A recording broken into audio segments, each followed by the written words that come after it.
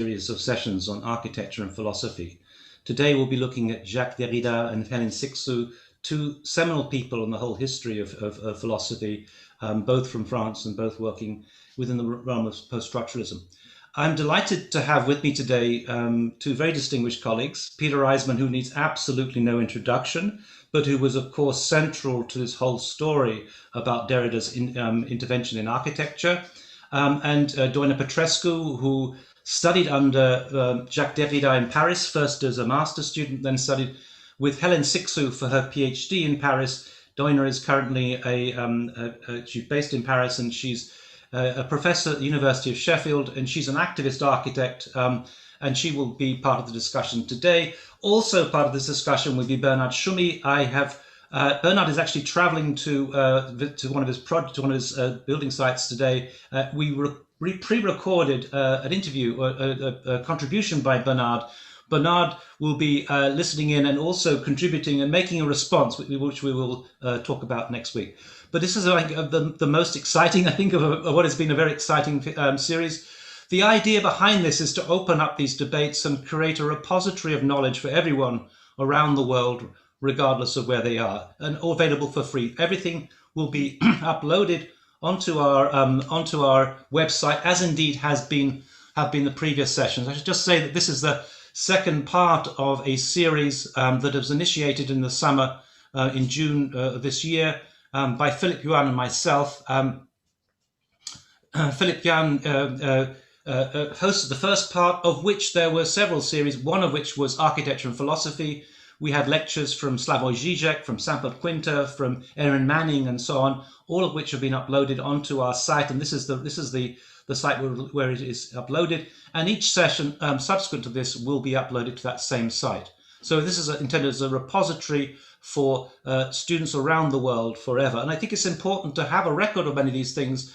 Several of the students, several of the figures that we looked at, there are very few recordings of them online, and we want to try and create something that is in an age of the podcast that is there for everyone for the future. So just to briefly, before we start today, I wanted to mention a few things about the rest of the series. Next week, we're going to be starting at a slightly unusual time because Helen Frischot is our guest for the session on Gilles Deleuze. Helen is based in Melbourne, Australia, so we'll be starting starting a little earlier. In fact, in China, it'll be on the 21st at 9 o'clock in the morning. But for the rest of us in the States, it's going to be on the 20th of November, on the Saturday, at 8 o'clock EST or 5 o'clock PM on the West Coast. Then for the next session, 28th of November, we had hoped to have a session on Luce Rigore. That hasn't been able to work that out. We'll hopefully hold that in the future. But I'm delighted to have Patrick Schumacher joining us to do a session on Nicholas Lerman. Patrick, as many of you will know, studied philosophy before he studied architecture. So he is one of the very unusual creatures who has both a background in architecture and philosophy. Then we move on to Judith Butler, and I can confirm that Amelia Jones will be joining us. Amelia Jones is a big name within the world of art theory, along with Helen Runting, who is based in Sweden. And then for the final session of the series, we have a session on Gilbert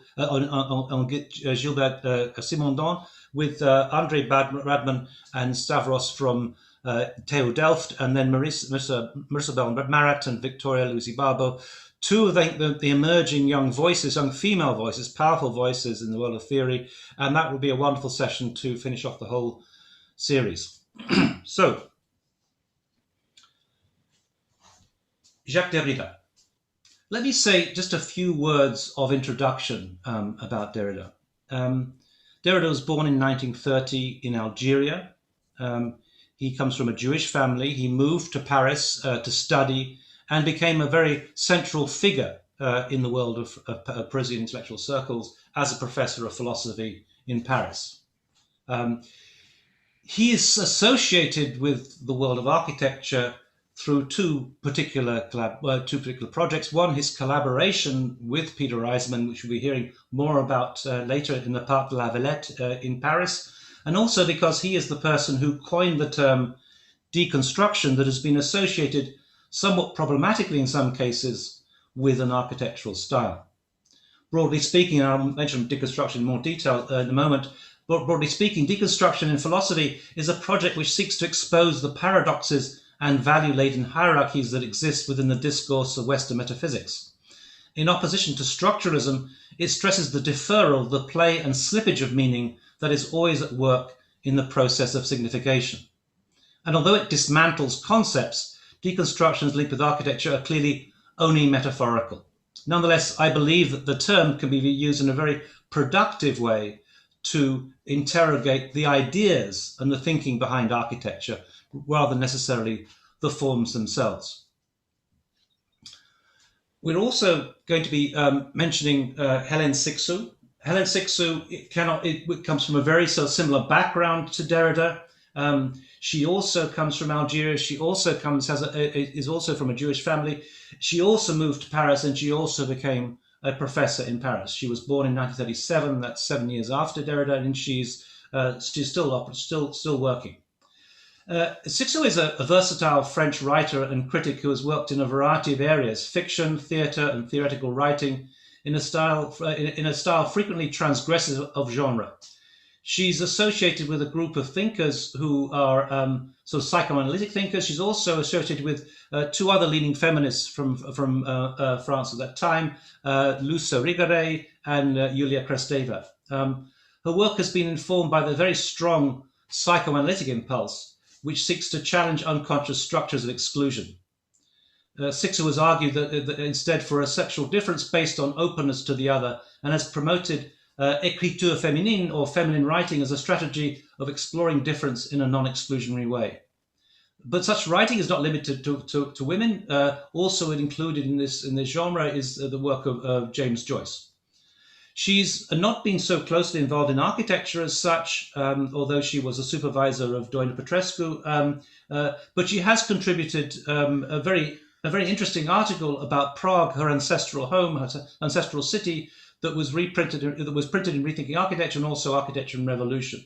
It's an essay basically about Prague. And like much of her other writing, this essay, called Attacks of the Castle, contains traces of autobiographical material and a significant psychoanalytic dimension.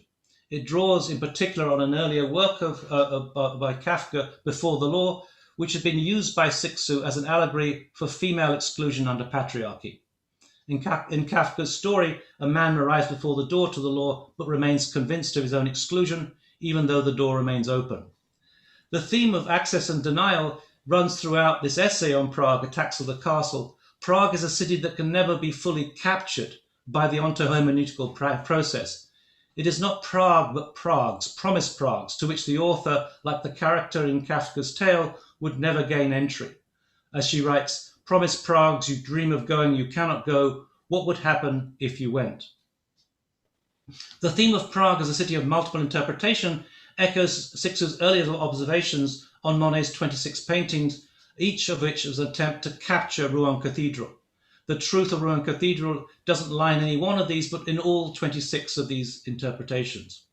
And it is in her own very painterly and self-reflexive way of writing about Prague, a Prague of traces, memories, and meanings erased by repetition, that Cixous opens up the possibility of a new way of writing about the city. I want to address three things in this presentation in terms of Derrida's thinking. I first want to address the question about whether or not we can see Derrida as a relativist, as has been claimed by some people. Then I want to try and look more precisely at the question of deconstruction. And then finally, I want to look at his engagement with architecture and his interface with architects. And I will then be playing a short piece that we prepared by Bernard Tschumi before handing over to the others.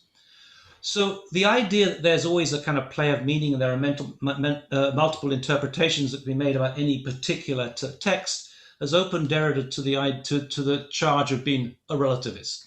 Was he a relativist? I want to argue precisely the opposite. I want to argue precisely the opposite by reference to some comments that he makes in his book, The Truth in Painting, in terms of a particular comment by Martin Heidegger and his reference to some pair of shoes, a painting by Van Gogh. Heidegger, I should say, I once heard Derrida give a lecture where he commented that he'd been trained in Heideggerian thinking, and his whole project was to overcome Heideggerian thinking. And so I want to just kind of tease out that difference between him and this kind of hermeneutical tradition of phenomenology to which we could locate Heidegger. What interests Derrida about these particular shoes is the way that Heidegger appropriates them, as it were. Heidegger writes about these particular shoes within the framework of his discourse about the countryside, about the soil, all this very Heideggerian thinking. For Heidegger, these are the shoes of Van Gogh that he wore in the countryside. They speak of the soil. They speak of this approach that Heidegger had towards the country. Now, what was interesting for Derrida was that the New York art critic Meyer Shapiro, who is, of course, very different to Heidegger, he lives in a city, he is Jewish, whereas Heidegger is known for his anti-Semitic comments.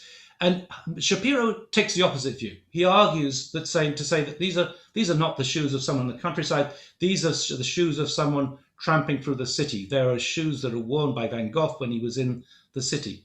Now, Derrida's point is basically that both are guilty of a form of appropriation, of trying to claim the shoes as part of their particular project. And he asks the question, on what basis can you make this particular statement? And I think that's the important point here, is that, say, rather than seeing that Derrida is a relativist by saying anything can mean anything, Derrida is always very careful and precise to question the basis of any particular subject, to problematize it, to call into question everything that has been stated. And that, to my mind, lies at the heart of his inquiry, that he's really interrogating the text and asking questions. And for him, really, theory is a form of problematization, a form of questioning things. There's often no way out of the problem, but at least if you're aware of a problem as being a problem, it becomes a different kind of problem, one with which you can begin to deal. Now, what I would stress here, therefore, there's a difference between this, let's say, Heideggerian approach, which, as it were, collapses the subject into the object as though you are one with culture and you can discern and understand and divine the secrets of culture, and the kind of post-structuralist approach, which is always questioning the way in which we relate to things and asking that question, on what basis can we say anything about anything else. So to my mind, far from being a relativist, one could perhaps accuse that hermeneutical tradition of being the more relativistic. Now, turning to the question of deconstruction, what does Derrida mean by deconstruction? Let me point out, first of all, stress that it is simply an architectural metaphor. He's not talking about form in any way. Architects tend to read form into every civil term when they see it, and to think that these are references to architectural form, but they're not. He's basically looking at the way in which culture has been constructed. Now, what do you mean by culture being constructed? The idea is basically that we are being, to some extent, we are being conditioned by our culture, in some senses brainwashed, to think in a certain sort of way. Now, I'm showing you here a picture of rainbow, in fact, two rainbows. And if you think about the concept of the rainbow, what is interesting, if you were to ask anybody, from any school kid from any country in the world, how many colors there are in a rainbow, they would all say 7. Red, orange, yellow, blue, indigo, violet.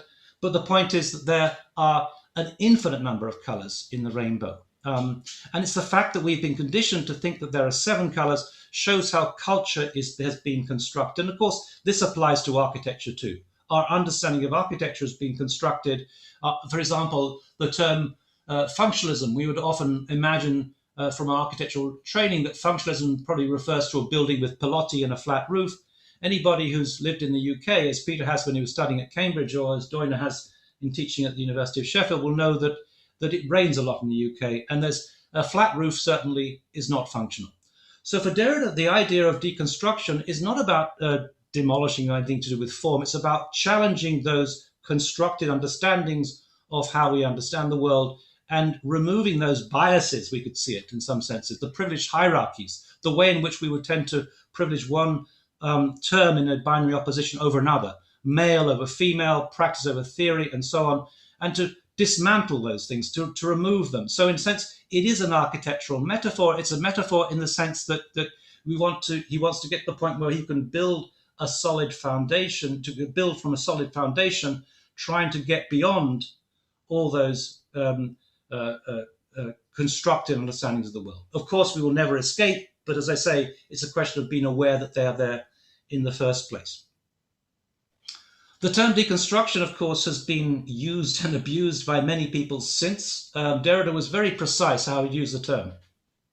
It was not a method, it was a kind of inquiry in some senses, and yet the term has been used in many different ways. It's been used broadly to refer to interpretation, to critique, and so on. In general now, this was a movie, one of the last movies that Derrida saw before he died, and he was deeply disturbed by the way in which the term deconstruction was now being used. I think by now he'd be turning in his grave if he were to hear some of the ways in which it's been used.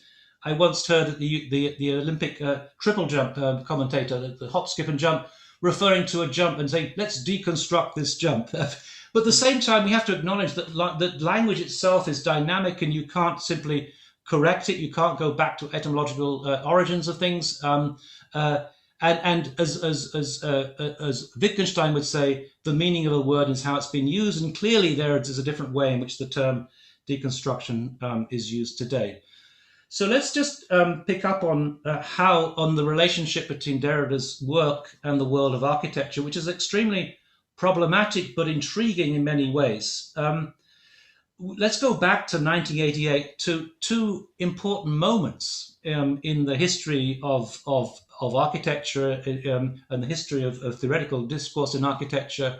On the one hand, we had an amazing event going on in New York, curated by Philip Johnson and Mark Wigley, Deconstructivist Architecture, an exhibition at the at MoMA, Museum of Modern Art in New York, and this is the cover of the catalogue. On the other hand, we had an event going on in London at the Tate, the earlier Tate, not the Tate Modern, where there was a debate about philosophy and art, where they were trying to connect Derrida's work with new forms of visual expression. And this came out as a book published by Rizzoli with Andreas Papadakis, Catherine Cook, who was a constructivist, who was a Russian, a historian of Russian constructivism, and Andrew Benjamin, the philosopher. And I suppose the title of Deconstructivist Architecture could be seen to be a play on that. On the one hand, you had this astonishing work that was being reassessed within progressive circles. People like Rem Koolhaas were interrogating the Russian constructivists, and of course through that, because Zaha was a student of Rem's, so was Zaha, and so on. It was a very interesting moment. So Russian constructivism was kind of, in some senses, paired up with the world of deconstruction as a way of kind of challenging pre-existing ways of thinking. The architects who were involved in this are all well-known figures. Three of them, Pritzker Prize winners, I think three. Bernard Tschumi, top left, Wolf Prix here, Rem Koolhaas, and below him Daniel Libeskind, Frank Gehry, Zaha, and of course Peter himself. But it's important to note that in those days, relatively few buildings had been built by these individuals. This was back in 1988, and it was probably not until 1997 when Gehry's Guggenheim Museum in Bilbao was constructed, at least in terms of what Zaha has told me, that's when the commission started, that suddenly everyone began to realize that this new critical and progressive way of approaching architecture could actually deliver some amazing architecture. So these were back in 88, they were still very much in their infancy, but of course, all of these figures have become very significant architects since then. I want to just refer to one particular project which I want to relate to what Derrida himself has written. Now, I'm not going to say much about this. It's a well-known project. The project that Bernard Tschumi he won a competition with Rem Koolhaas second for the Parc de la Villette in Paris. And we all know about this as a kind of grid of these red cubes, distorted, twisted cubes in the landscape. Peter, of course, was involved in the landscaping itself in his collaboration with Derrida. And these cubes were intended to, in Bernard's terms, to be forms of event spaces where unpredictable events would happen. And they were trying to see architecture not as a hierarchy, but a distributed network or grid of these particular cubes.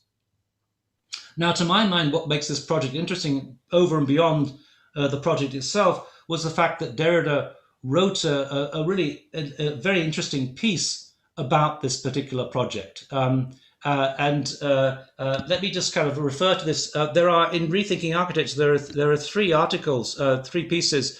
One about Peter himself, why Peter Eisenman writes such good books. Another one, an interview, Architecture Where the Desire May Live. And this particular article, which I find extremely illuminating. I think it's one of his best ever pieces of writing. But as many of you will know, Derrida was both either infuriating in the way that would express itself, or delightfully kind of enigmatic. A lot of the writing depends on a kind of a wordplay. What the French would call double entendre, double meaning. And in the very title of the piece, we can see a number of kind of games going on. The first point, point de folie, of course, these are both the points on a grid, as it were, these follies, but also point de means what is the point of, what is the meaning of.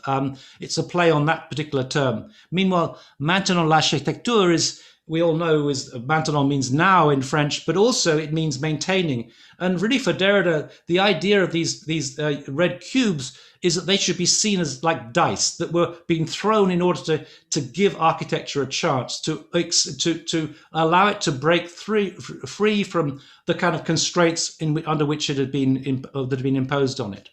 And importantly also, this comment here, let us not forget that there is an architecture of architecture. And this is the vital point that he's making here.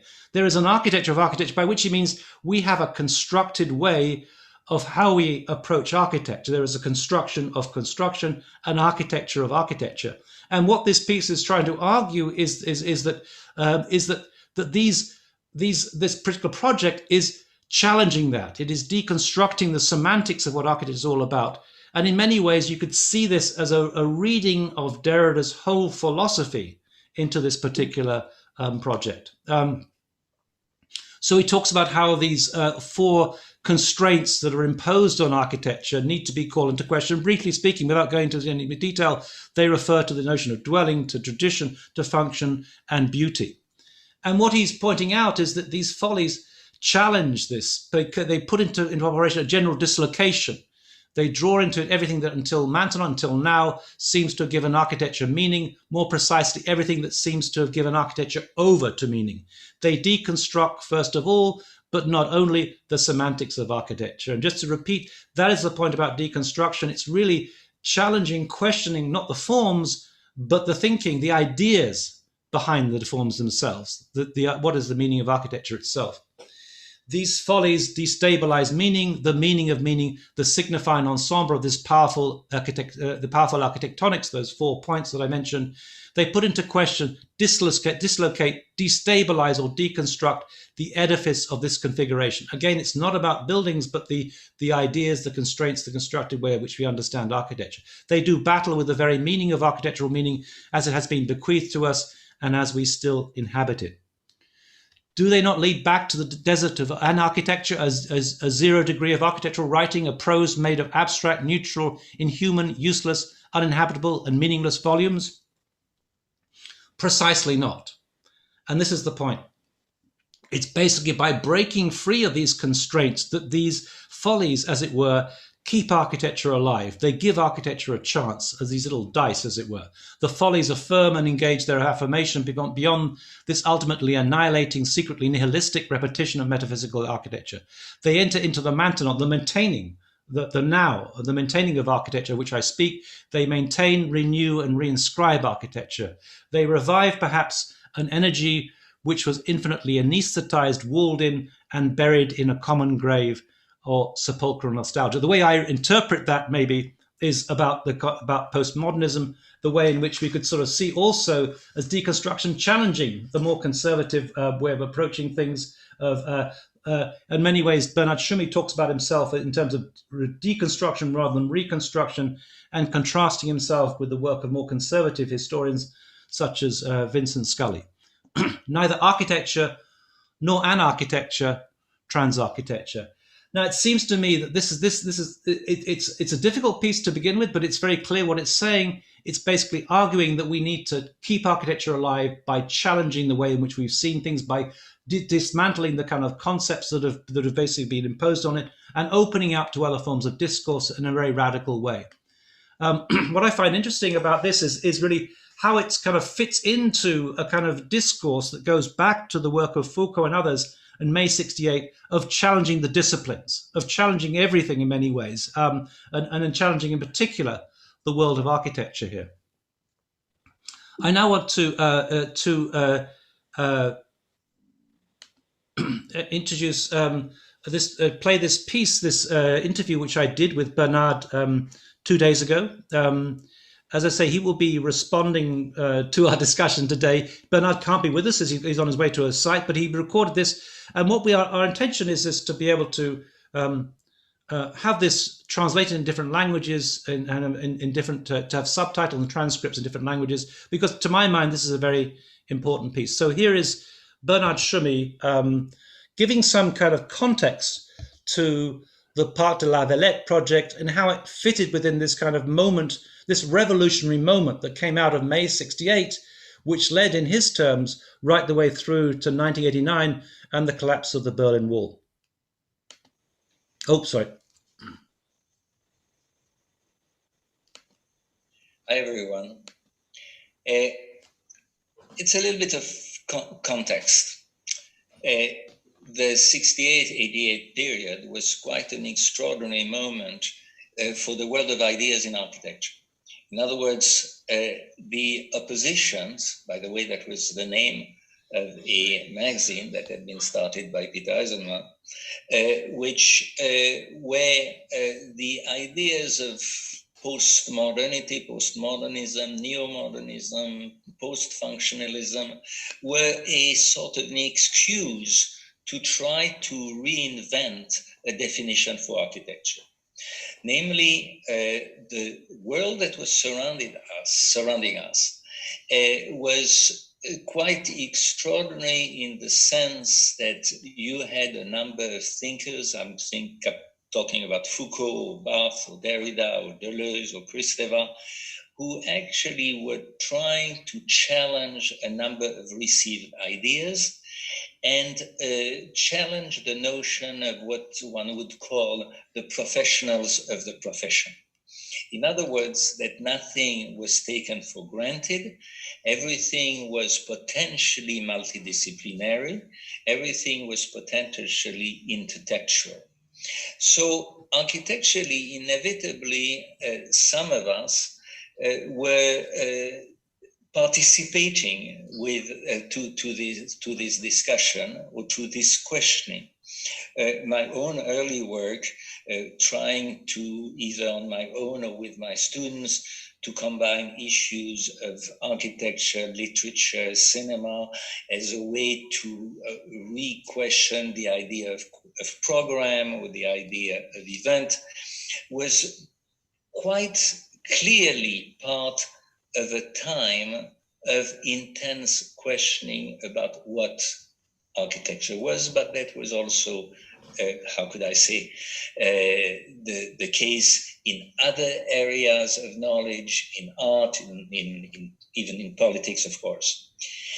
When the La Villette competition happened, and by the way, this is really important, at a time when they were also very large architectural competitions where all the best minds of any age, of any generation, were competing with one another, and the juries of those competitions were extraordinary architects. In other words, that was a place where, again, the exchange of idea was strongly there. It was somehow, how could I say, not only among, I was not competing against Rem or against potentially retroactively Leon Krier, but against the notion of what is a landscape architect or so. And the fact of wanting to challenge those categories meant that when I was to determine what a garden was, I just wanted to really to avoid people to plant, flowers and things like that. So I thought, wouldn't it be a good idea to bring together artists, musicians, architects, or anything you could think that would bring an interesting mix to the story.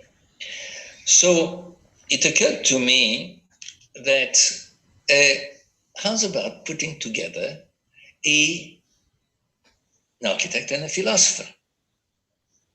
I was familiar with Derrida. I knew him only a little at the time.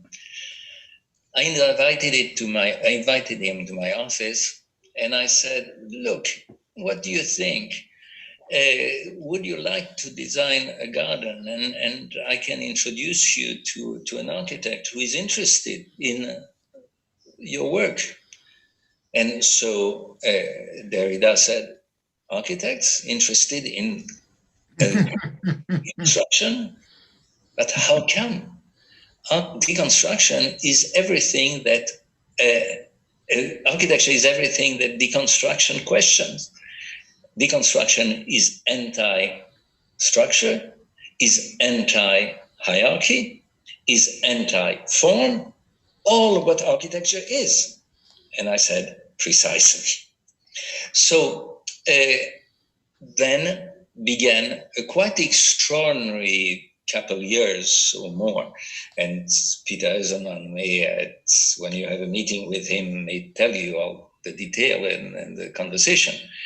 And I got to know someone who was, Derrida was an incredibly generous person, generous in terms of his time and his interest in various fields. He wrote about art, he wrote about the law, he wrote about a number of those fringe areas which were intersecting with the world we were living in. So I think that in many ways that constant questioning was incredibly important, and perhaps more particularly to a group of people. I'm thinking of course, Peter, but Frank, Rem, Zaha, Wolf, Danny, myself. The constant questioning was extraordinarily fruitful, fertile, and eventually led to that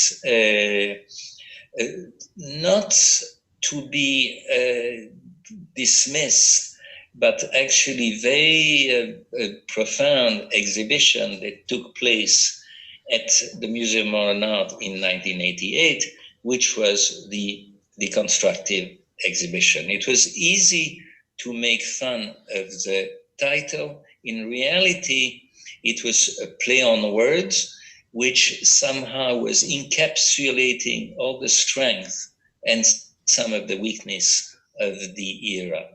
But again, it's an era of oppositions, it's an era of questioning, and it's not surprising that it ended with the 1989 fall of the Berlin Wall. Good. I think that was a terrific piece by Bernard, which I mean, and to my mind, this is why these sessions are so important, is to reactivate some of that kind of revolutionary, challenging kind of way of thinking that was going on then. And to my mind, this was so important for me personally. I studied architecture in the 1980s, and I was faced with all this postmodernism. I'd signed up for Jon Utzon, for that kind of thing. And it was so, at the same time, to see this exhibition coming out and to see this kind of ideas was such I think, a way of revitalizing architecture. This brings us on to the collaboration between Peter Eisenman and Jacques Derrida. First of all, I would like to ask Doina to say a few words. Her PhD under Hélène Cixous was about the theme of of Korra as a concept, and that was in Derrida, of course, and which has been referred to in relation to that particular project. So I'll invite Doina, and then afterwards I want to bring in Peter Eisenman to comment on this debate. So Doina, would you like to share your screen?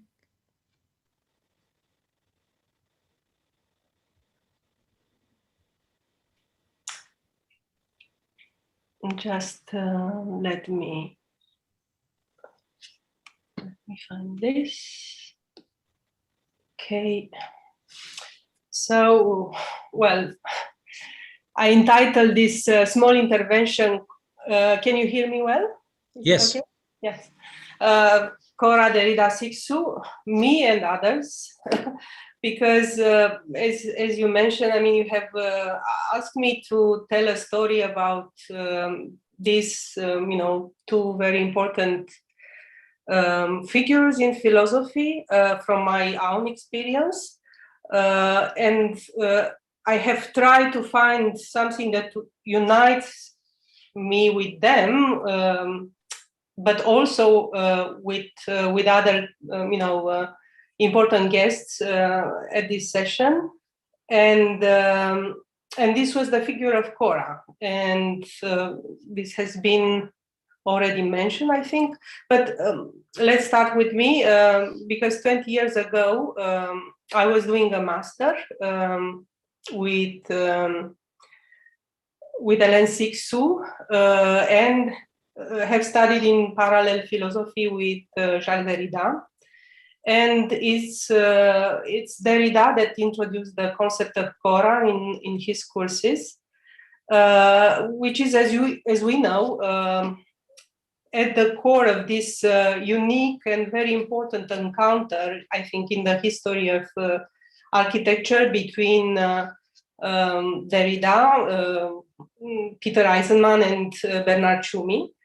And somehow, I have looked also a little bit, or this was a starting point for me in my master at the time, because it was this encounter between the philosopher of deconstruction and some of the most well-known and admired architects that have embraced deconstruction, not in a literal way, as many have done it, but by understanding deeply what was at stake in this radical way of rethinking theory. And I think both you and Bernard Tschumi mentioned this. I mean, you Neil.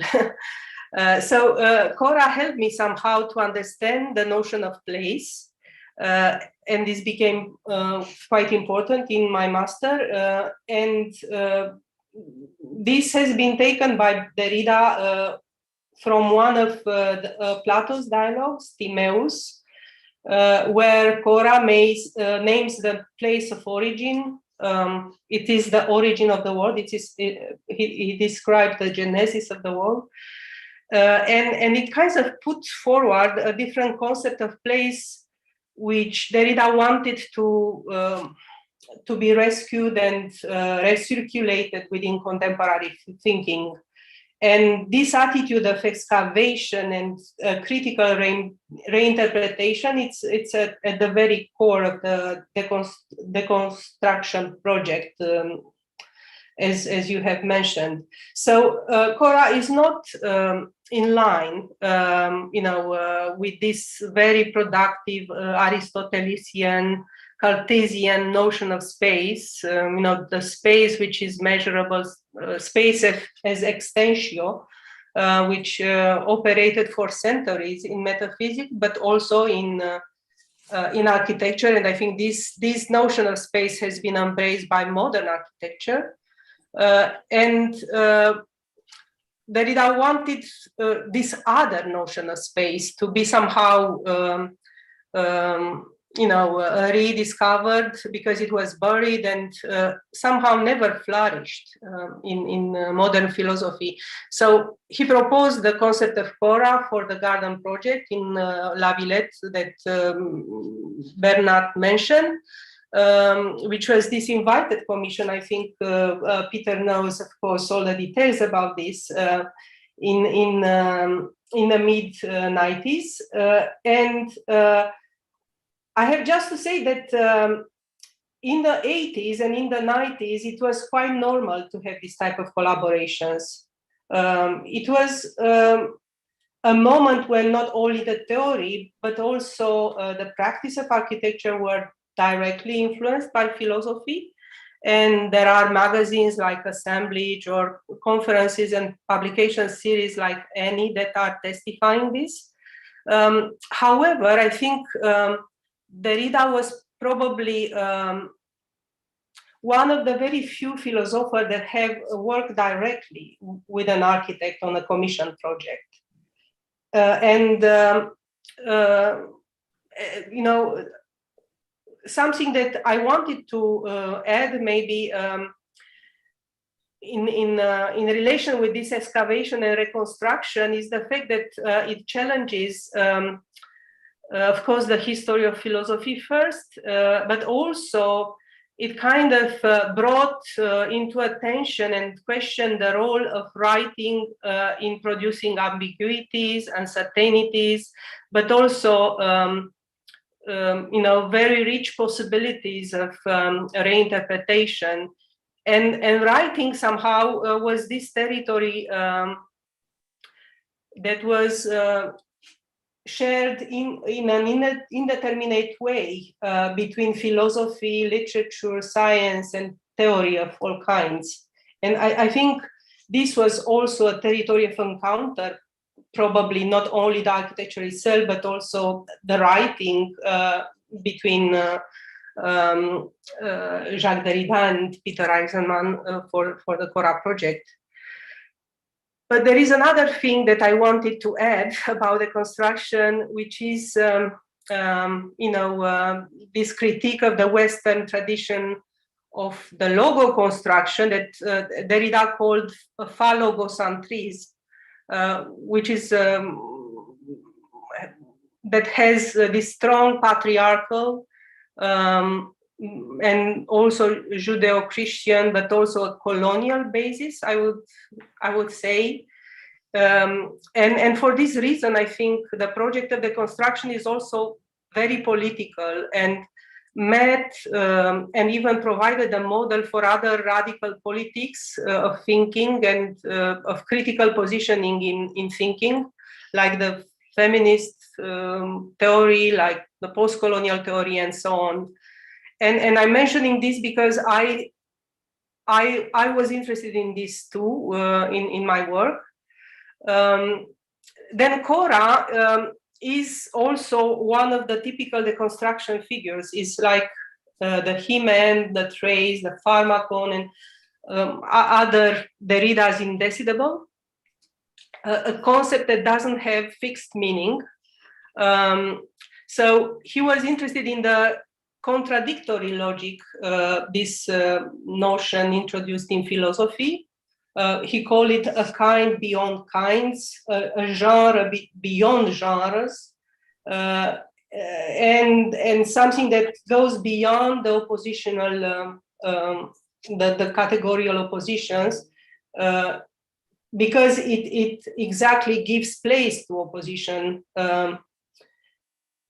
And because of this, it is not subject itself to any reversal. So it's no couple for Korra. He said there is no opposite, no antonym, and it is a sort of singularity, and it is itself does nothing other than oscillate all the time. So it is presented also through this image of a sieve. However, this oscillation is not an oscillation between two poles. It is an alternance between the binary logic, between this and that, yes and no. But as Derrida points, it is an oscillation between two types of oscillation.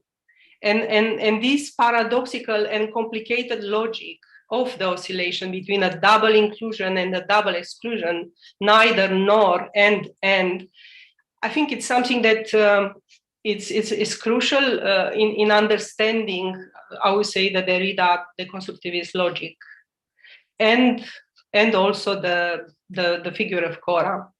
So with the choral work, we witness also all the difficulties of this encounter between an architect and a philosopher, when, for example, such paradoxical logic has to be translated into architecture. And trying to move.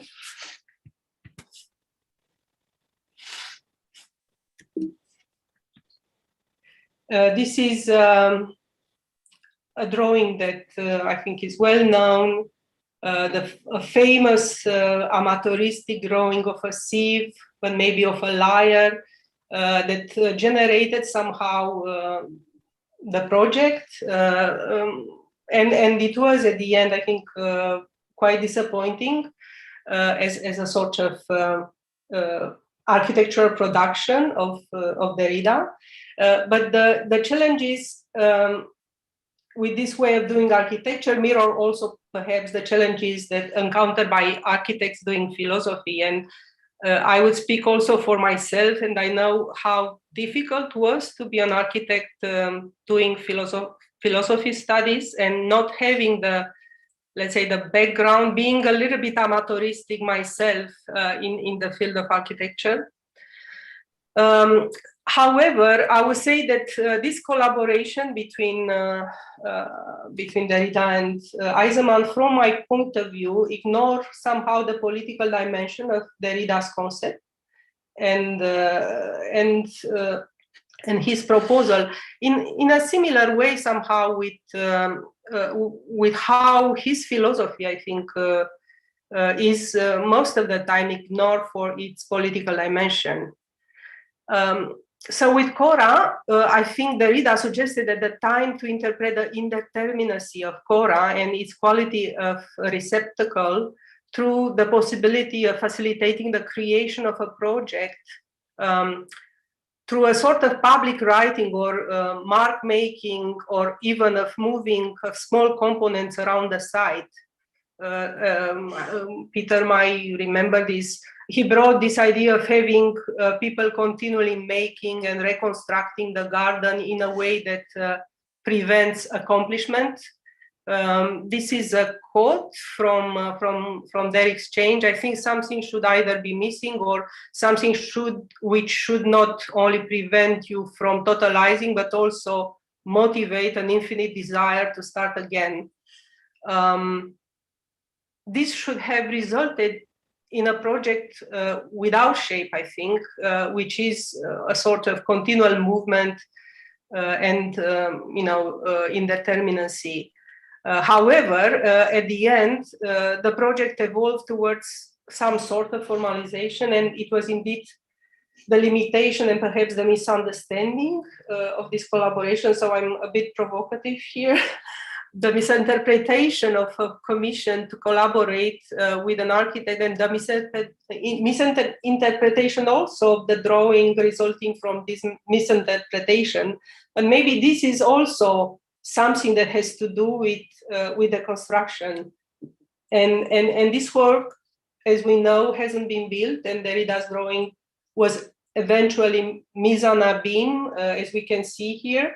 Buried somehow in the multi-layered model book, which is beautiful, that was the sort of end product of this collaboration. But in my thesis, I have taken out Korra from between, these very famous men, and I brought it also into a more feminine and I would say feminist territory. And I have read it also through Cixous, through Kristeva Irigaray, and Nicole Laurent, who's a psychanalyst. And I have shaped it a bit. I have oscillated somehow from the keywords, X words and concepts like chiasma, like choreographic chorality, that are deriving from the Greek word Korra, and I kind of oriented toward the pl words, the place, the placenta, the placinta, a Romanian word for pie, and as a tool, I have also, of course, used what Hélène termed écriture féminine, and Neil just mentioned this as a very important contribution to, I would say, not only French theory, but also to philosophy in general. So I have somehow followed Derrida's suggestion that Korra can help us to think about place through politics of hospitality. He said again in the exchange with Peter, perhaps we have not yet thought what receiving means. I'm sorry, no, this was written in his book Korra, but I think he alluded to this understanding of Korra. So perhaps we have not yet thought what receiving means, the receiving of this receptacle, what decomai, decomenon mean. And I have particularly used, this idea of receptacle and the feminist figure of placenta from Irigaray, for example. But you can find it maybe with other names in Cixous' writing to approach this concept of absolute hospitality that Derrida has written quite a lot about in his last years. But I will come back to placenta, which is my Korra, which is this incredible, kind of body part that has the physiological property of stopping the body of the mother to identify the fetus body as a foreigner and as another, and to reject it. And in this way, it hijacks a whole economy of defense and transforms it into an economy of welcoming. So the same mechanism of defense and protection become mechanism of welcoming and inclusion. And somehow this was something that I was interested in. And I wanted to say that in parallel with the publication of the choral works, there was the sans-papiers movement in Paris, which manifested in a series of occupations that took place in 1998. And this was at the same time a sort of coming out of the post-colonial condition and the unsolved problem of migration, which was very acute in France at the time. So these sans-papiers were undocumented migrants that occupied first a church and then after the forced expulsion, a few other places in the city. And both Hélène Cixous and Derrida were engaged in supporting this movement. Hélène was working also at the time with Ariane Mushkin at Théâtre du Soleil, which has been making a political theater and has staged political protests since 1964. So since then, they have collectively devised works and respond to national and international political issues. And the company somehow turned their focus at that time to migrants and the refugees, and then they are continuing to do this because this problem hasn't been solved. And they were, people from different parts of the globe. And they also staged the contradiction, these guys face when attempting to seek asylum in Western democratic nations. And this is, of course, again, a very contemporary and urgent problem. So at that time, the theater opened up its doors to host the sans-papiers for some time. And over the years, Hélène has written many political and poetical theater texts, and I think she understood theater and her close relation with Ariane Mushkin as a sort of outreach hand and the space of manifestation of her écriture féminine as a sort of radically hospitable writing.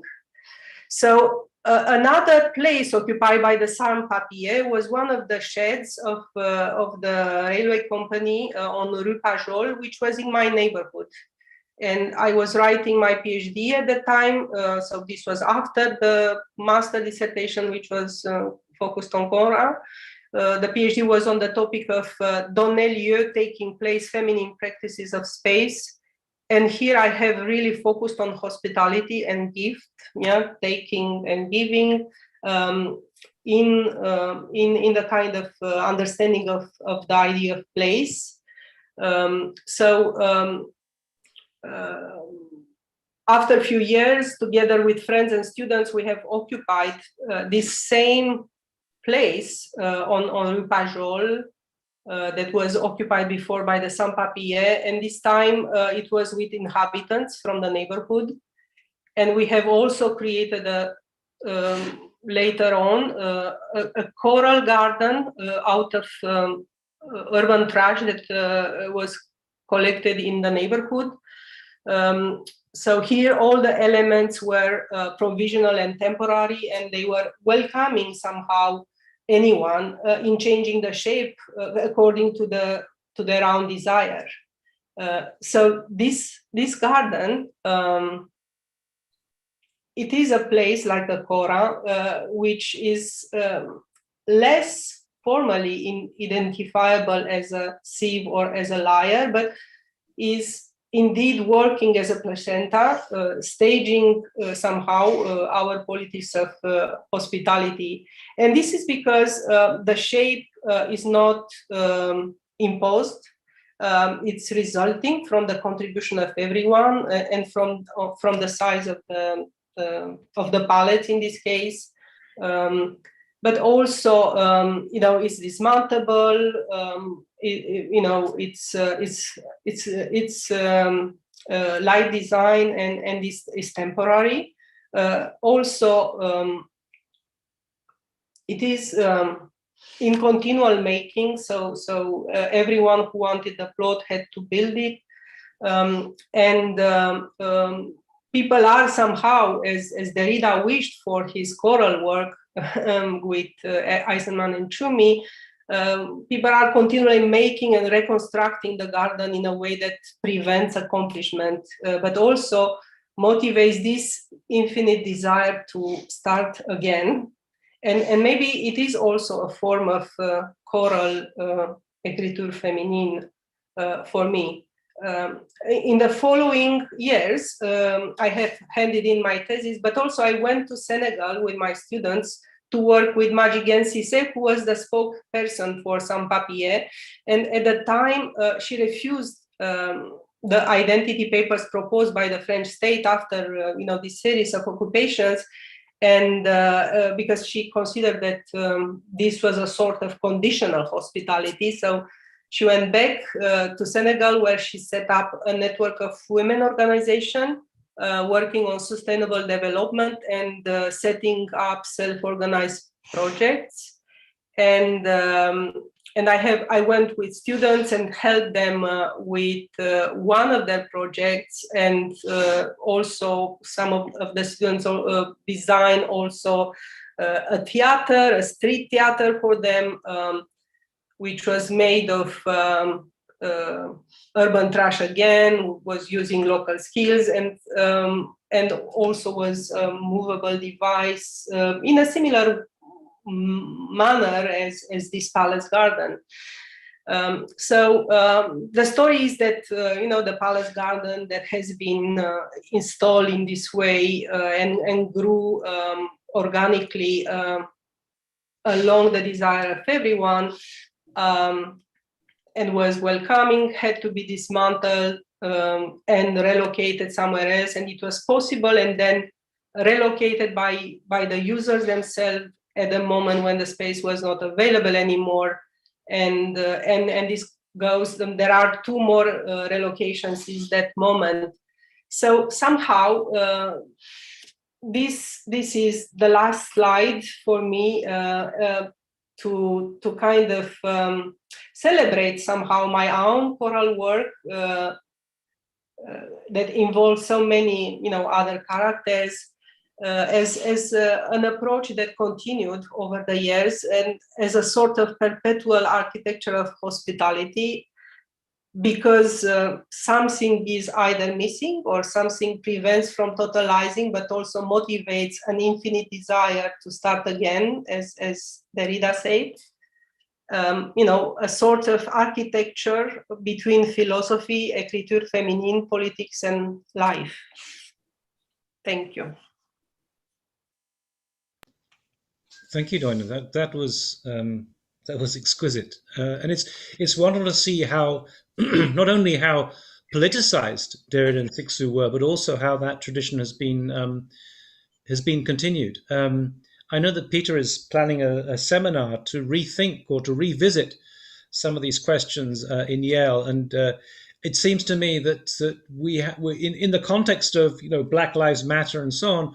We have already this kind of fertile ground in which some of these debates were being proposed many years ago.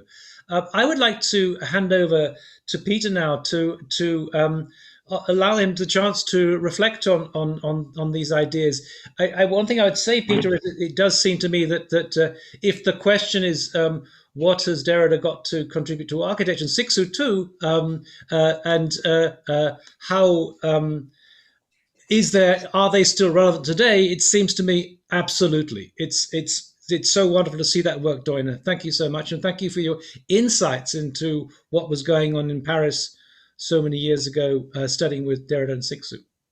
Peter. Well, I don't have any images. I could use Doina's images or her talk as a kind of lead-in, because what she may not know, or many people may not know, the whole question of something missing was very much on our minds when we were, or at least my mind, because I had done a project of folies, let's say, of red cubes for Cannaregio in the summer of '78. And I was insistent that our project was the missing beginning of Bernard's project, and we were going to be the conclusion of Bernard's project. So what you will see in our Choral Works project is the Cannaregio project that we did in '78.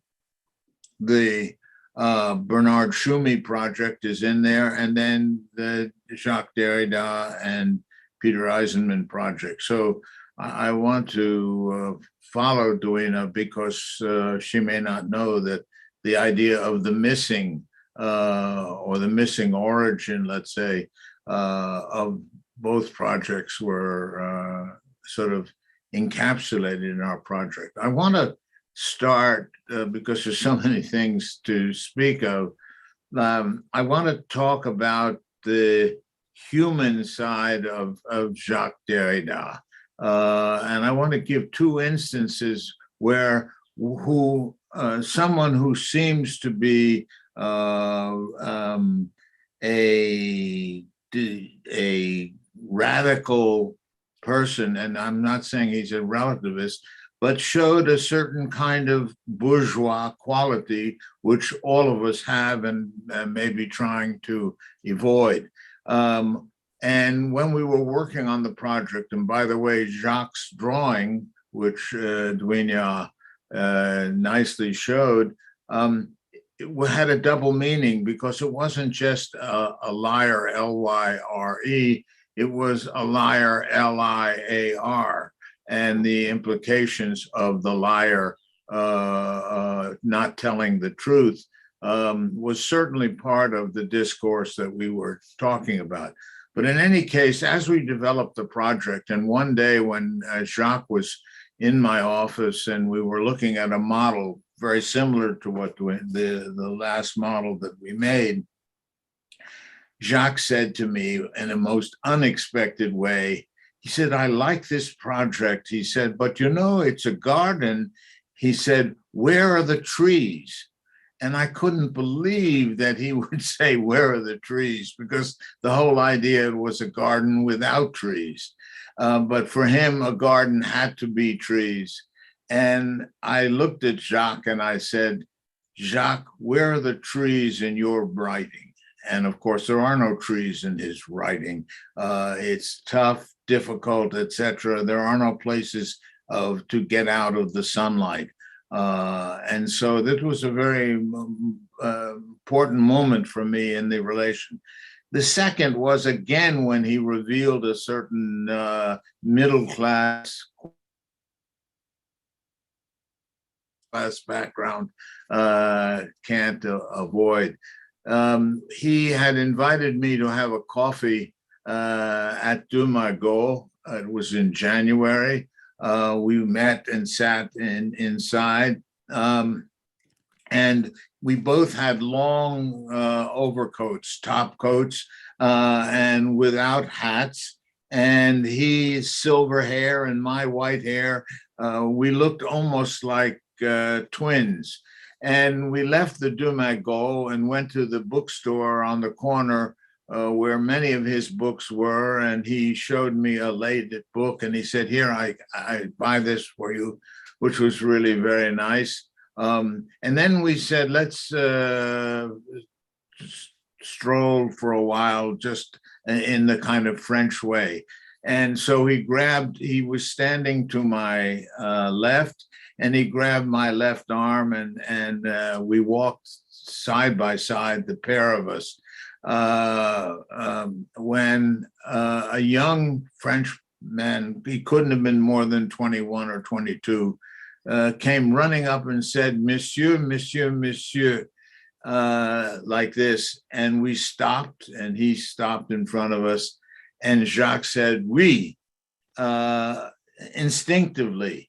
And the young Frenchman said, no, him. And it was a moment again where of reflection between the fact that who Jacques was and who I was, and how he would assume that the young man, obviously in Paris, would may be him. The thing I want to say is that I never really thought that architecture and deconstruction were something that were symbiotic. I think that I had read of grammatology. I had read Gayatri Spivak's introduction, which I thought was really brilliant, and I think it's the first 75 pages of grammatology, which I think is important. And after that, it's a little beyond me. I never finished beyond that. I would do Gayatri and then 75 pages of grammatology. But what interested me, there were two things that interested me about deconstruction that are different than Foucault, who's not a decon necessarily person, different than Deleuze, etc. One was the idea that there could be free-floating signifiers, that there was no one-to-one relationship between the thing and the sign of the thing. And of course, to me, architecture is a sign language. It is a second language, by the way. It is not a primary language. Nobody studies architecture as they study art and language and science in school. And I've always felt the idea that it was a second language is important.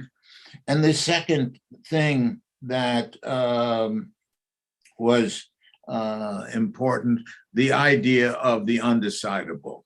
And what's interesting is that I have a drawing of a book cover by Le Corbusier, which the title of the book was Indicible, undecidable. And I've always was taken by the idea of a philosophy of the undecidable. And of course, it is characterized by the term différance, which was important for Derrida, and the idea of deferral, a time thing, and difference, a meaning thing, so that the whole idea of difference as an undecidable condition was also important to me. Where did that take me?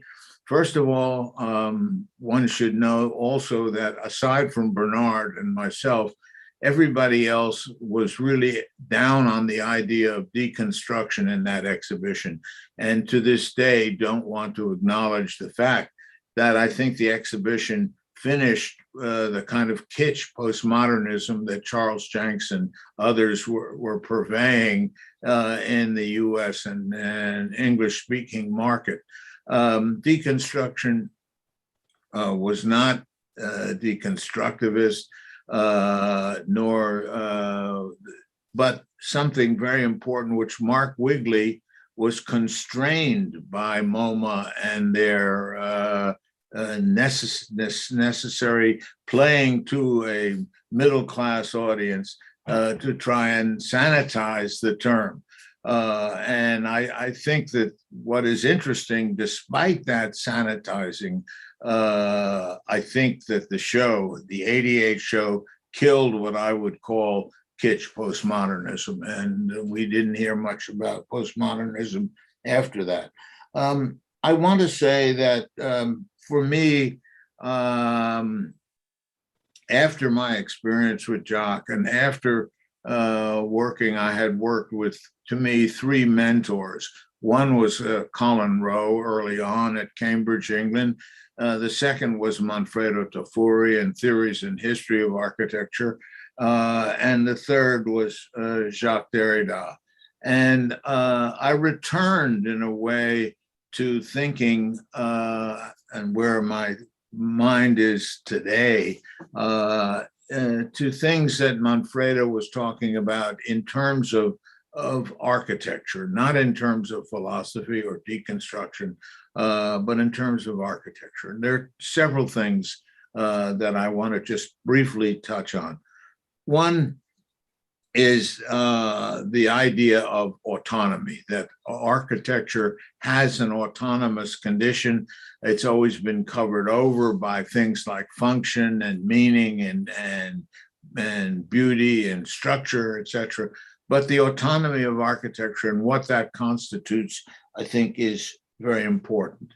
The search for that autonomy is what Manfredo talks about in his very first book, that was translated into English as Architecture and Utopia, because it was a difficult term, but the term architecture was not written by Manfredo. The term progetto was, and progetto has a very special meaning in Italy as opposed to Germany, France, English, etc. Progetto is not projet or project. It is something which concerns the discourse of the autonomy of architecture. And there are very few architects that have a projet, number one, or progetto. And of course, it's such a difficult concept in terms of its undecidability, if you want, that it couldn't be translated in Manfredo's first published book in English. The final thing I want to say, and there are other things, but Neil talked about the hierarchy of the binary opposition, 1, 2, white, black, green, blue, whatever. And there is something in the autonomy of architecture, in the discourse of architecture, which is not hierarchical, and that is the diptych. And the diptych has always been a binary, non-hierarchical condition. And what the diptych talks about are several things which are involved in the painting world, and that is one, the hinge that Jacques talks about, and the other is the frame, and the importance of the relationship, the frame, the hinge, to the passe-partout, which is the paper between the frame and the design work. And so I've been doing a lot of work on these non-hierarchical binaries, which I think are interesting. And of course, then you get to the question of supplement, also a term in post-structuralism. And the supplement is really interesting because it is not added after, but of the same moment in time. It is what exists within something that is not complete, that is beyond or before completion. So it's a term of problematic condition in terms of being in time. And the last book that I've been working on, I published 2 years ago, a book called Lateness, which deals with some of Theodor Adorno's work on Beethoven, etc. And the second thing is that I've been working on a paper called Becoming Unmotivated of the Sign. And of course, that's a central condition, I believe, of deconstruction. And it's something that the Italian-Swiss architect Valerio Olgiati talks about in his book, Non-Referential Architecture, which I think is one of the possibilities, this idea of non-referential or becoming unmotivated, of a way of dealing with signification today in a kind of postmodern, post-digital, if you want, condition of architecture. I'm going to leave it at that. Doina and Neil and others, whoever want to ask questions or throw in, I'm cool. Thank you, Peter. That was astonishing. It's so beautiful when you talk about your engagement with Derrida. We had some similar comments coming from Sanford Quinter about when he met up with Michel Foucault in the Bibliothèque Nationale, and it really somehow brings these figures alive in a really interesting way. And thank you, Doina, too. That was a beautiful, intense piece, and I'm so glad that we've had this session to go over these things, because it seems to me almost that the message is even more relevant today than it was then, and we absolutely need to address these kind of questions. I just want to ask, open up to the questions from the audience. Neil, can I ask a question? Sure, go ahead. Maybe to Peter first. I think it's a great chance to have him here. You were speaking, Peter, about your lineage with Tafuri and with this idea of autonomy of architecture that is dear to you.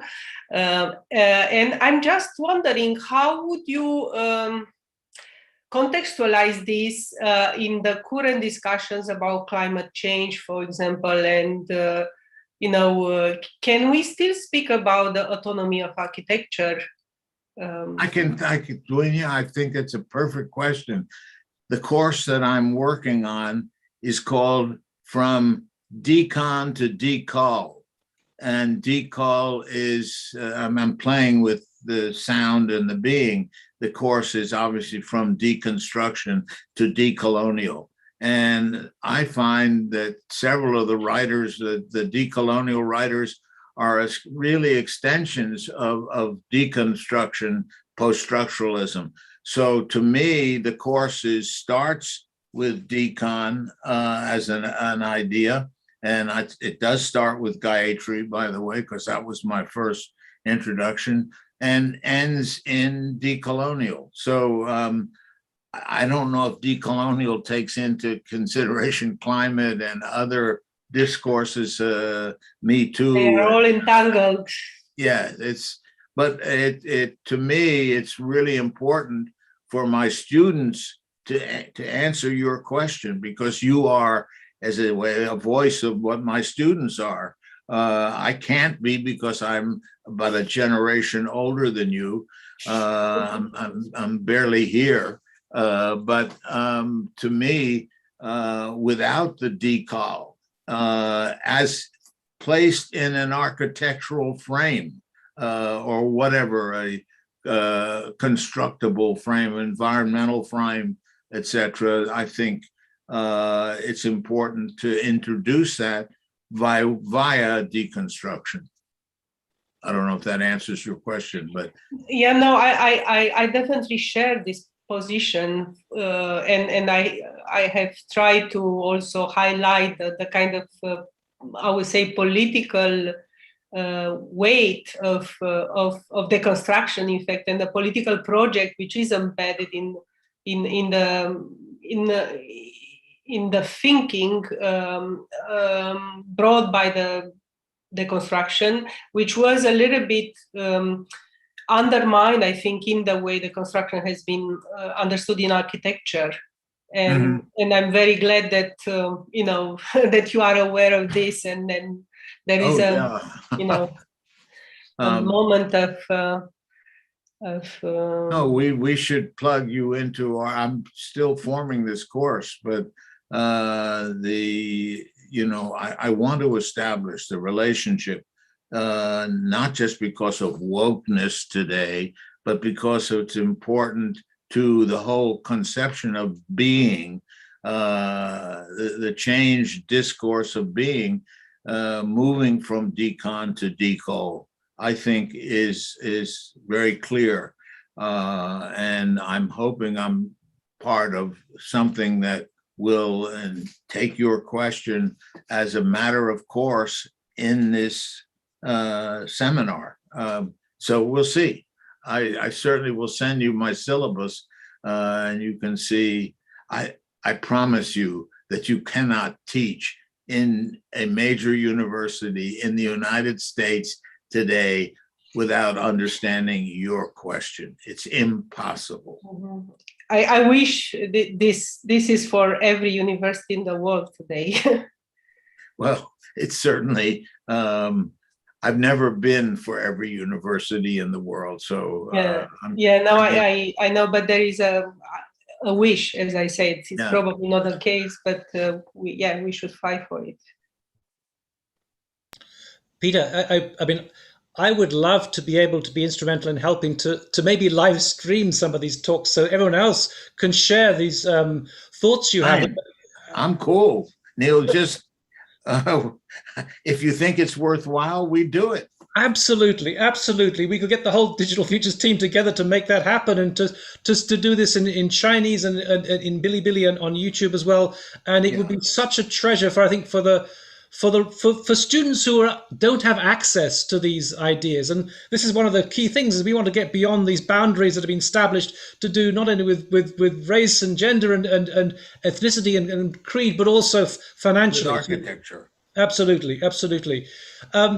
We have a number of people in the Patrick is here in the chat. I'm just wondering, I don't want to put you on the spot, Patrick, but it'd be mighty interesting to see how, from your perspective or the perspective of the Zaha office and Zaha, how you might reflect on the importance of this moment, shall we say, back in 1988, when all these things came together and triggered off this response. I don't know if Patrick's there too. Well, thanks for having me. And very briefly, I mean, I actually saw Peter speaking at the 1988 Tate Deconstructivism Symposium, which was anticipating the MoMA show, and that's where I first met Zaha as well.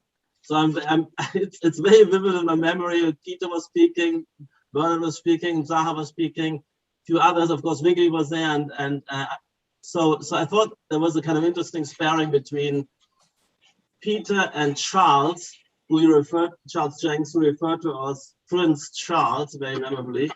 And I perceived it as well that this is the finishing off of postmodernism in many ways, but at the same time, for me, it was always a continuation of aspects of postmodernism. They were just, in a sense, deconstructing, distilling out the search of complexity, layering, collage, that response to the complexity of the new life processes, as it were, but which came in the form of these, let's say, cliches and motifs, which were in a pop and kitsch fashion assembled. So I think it was very important to, and I was reading Charles Jenks's the language of postmodern architecture, and there are certain sections, for instance, the concept of postmodern space, which I think is a concept which would apply equally to deconstructivism. So it's a very important moment. And I was thrilled to witness that, and I applied to work with Zaha right after the symposium. So it's been incredibly influential. And for me, before I arrived in London, 2 years earlier, the seminal shock of recognition in a way of a new possibility that was, for instance, I mean, it came through me, through the Parc de la Villette, this radical concept that you could fill a drawing, and then instead of with one pattern, instead of going to another site or next to it to do the next pattern, you do a new pattern all over across that same drawing, and you have that kind of, let's say, superposition concept of radically different, spatial figures and reference systems. And then I realized, of course, that it was originated with Peter's work, and has some deeper lineages, of course, also in, coming out of maybe Molloy, Notch, Kepish, Colin Rowe, but what it came to us as young students, the La Villette, we saw it, we were shocked, and every project at the university afterwards was playing this game.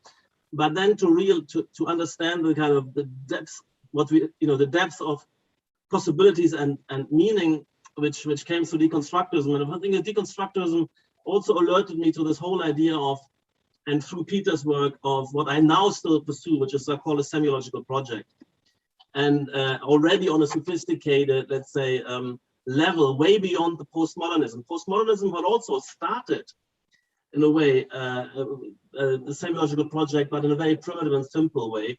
And I think through deconstructivism and Derrida, one understood the kind of complexity, the floating signifier, the difference condition where you, as you keep elaborating the inverted comma, the text, each element shifted its meaning because it's recontextualized with every new element, new drawing, new aspect. So this was for me incredibly seminal and sets up everything for what follows thereafter, because although the let's say when Greg came out in the early 90s, Peter's new work with the fold, and then also with Greg and Jesse and so on, and we understood that in the early 90s, it is also has this deep continuities with the deconstructivism discourse, except there was a new set of repertoires and another set of ontologies which came on top of this. But for me, it was always, there's a deep continuity between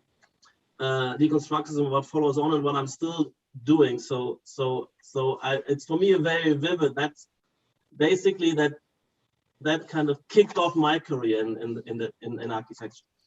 Patrick, I want to point you to something also, Neil. I don't know if you know it, but Tony Vidler has written a 40-page critique of Collage City, okay, which was, have you seen it, Patrick? No. It's really worth reading, because Collage City was one of the fundaments of postmodernism, and Tony's critique, I think, is extraordinary. I assigned it in my class last week, but it's a devastating critique of postmodern and the idea of collage. And also, Doina, I want to remind, not you, but myself, I forgot that when I first did the Reinhardt Tower in Berlin, that Rem knows very well, is that I wrote about phalagocentrism and the attack on phalagocentrism. And what's interesting is the phal has been left out, and logocentrism is what survived. And of course, the attack on the implied condition, male and female condition in building was erased. But the whole idea of the Mobius was that we were dealing with a critique of phalangocentrism at the time, just to remind you of what was at stake in those days doing a build. Just maybe a precision on the term. It is, of course, related to, you know, the kind of patriarchal society and culture in which we are living and and we have been trained and so on. But also it has it's related to power. You know, the phallus, Yes.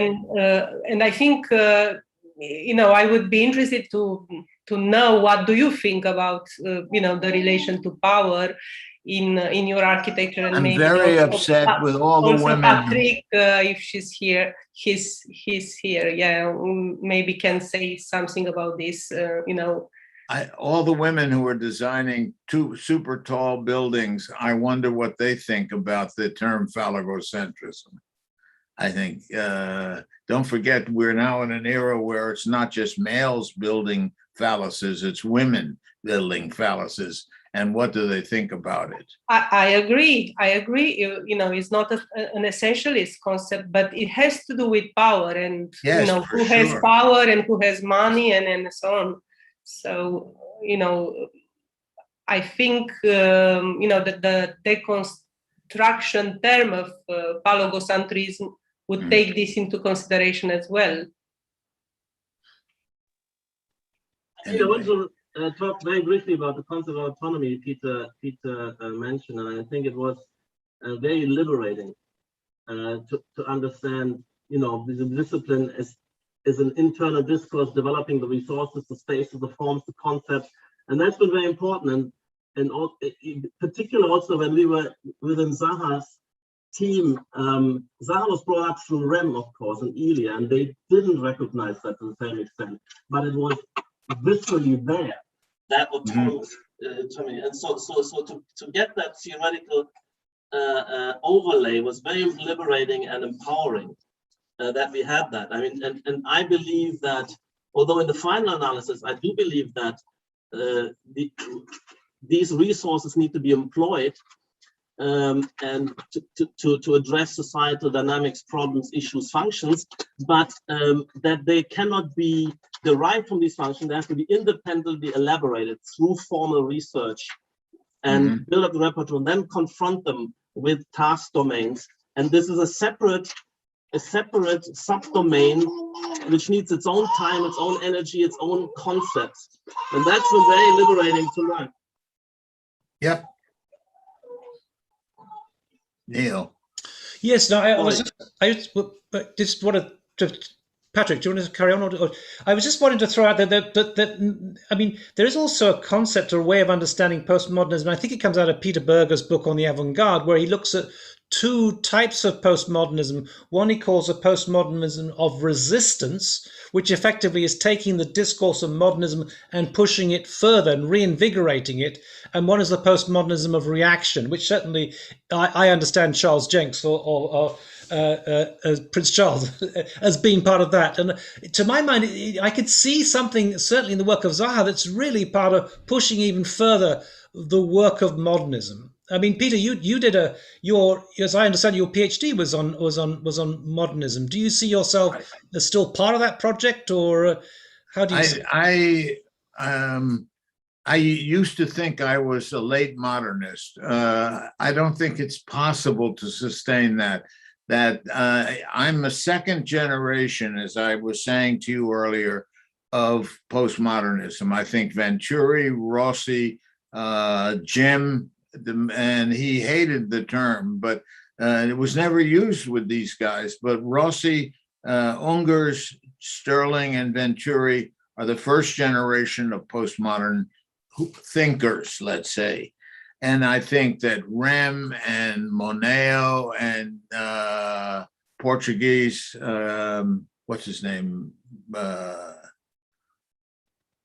You know, sorry, I'm having Alvaro Siza? Alvaro Siza. Siza and I would say Frank and Rem, myself, Moneo, constitute a second generation. And then I think that there's a third generation of coming up, which is something like what Olgiati is doing. I think Olgiati is really interesting. I think Pier Vittorio Aureli is interesting. I think there are people in the third generation who are just surfacing now, let's say, into being. And then there are a whole group of younger architects under 30 who are in schools and doing various things now, which are not quite formed into a Gen Z architectural being. And what that will be, I think, is up for grabs. I think that we are in a period of flux and a period of fantastic undecidability. What people are, I don't think there's any pedagogy, Neil, at least I don't see it in and around New York. But there is a fourth generation of very bright, diverse, with diverse ethnicity, diverse gender, diverse discourse, which is very poignant. I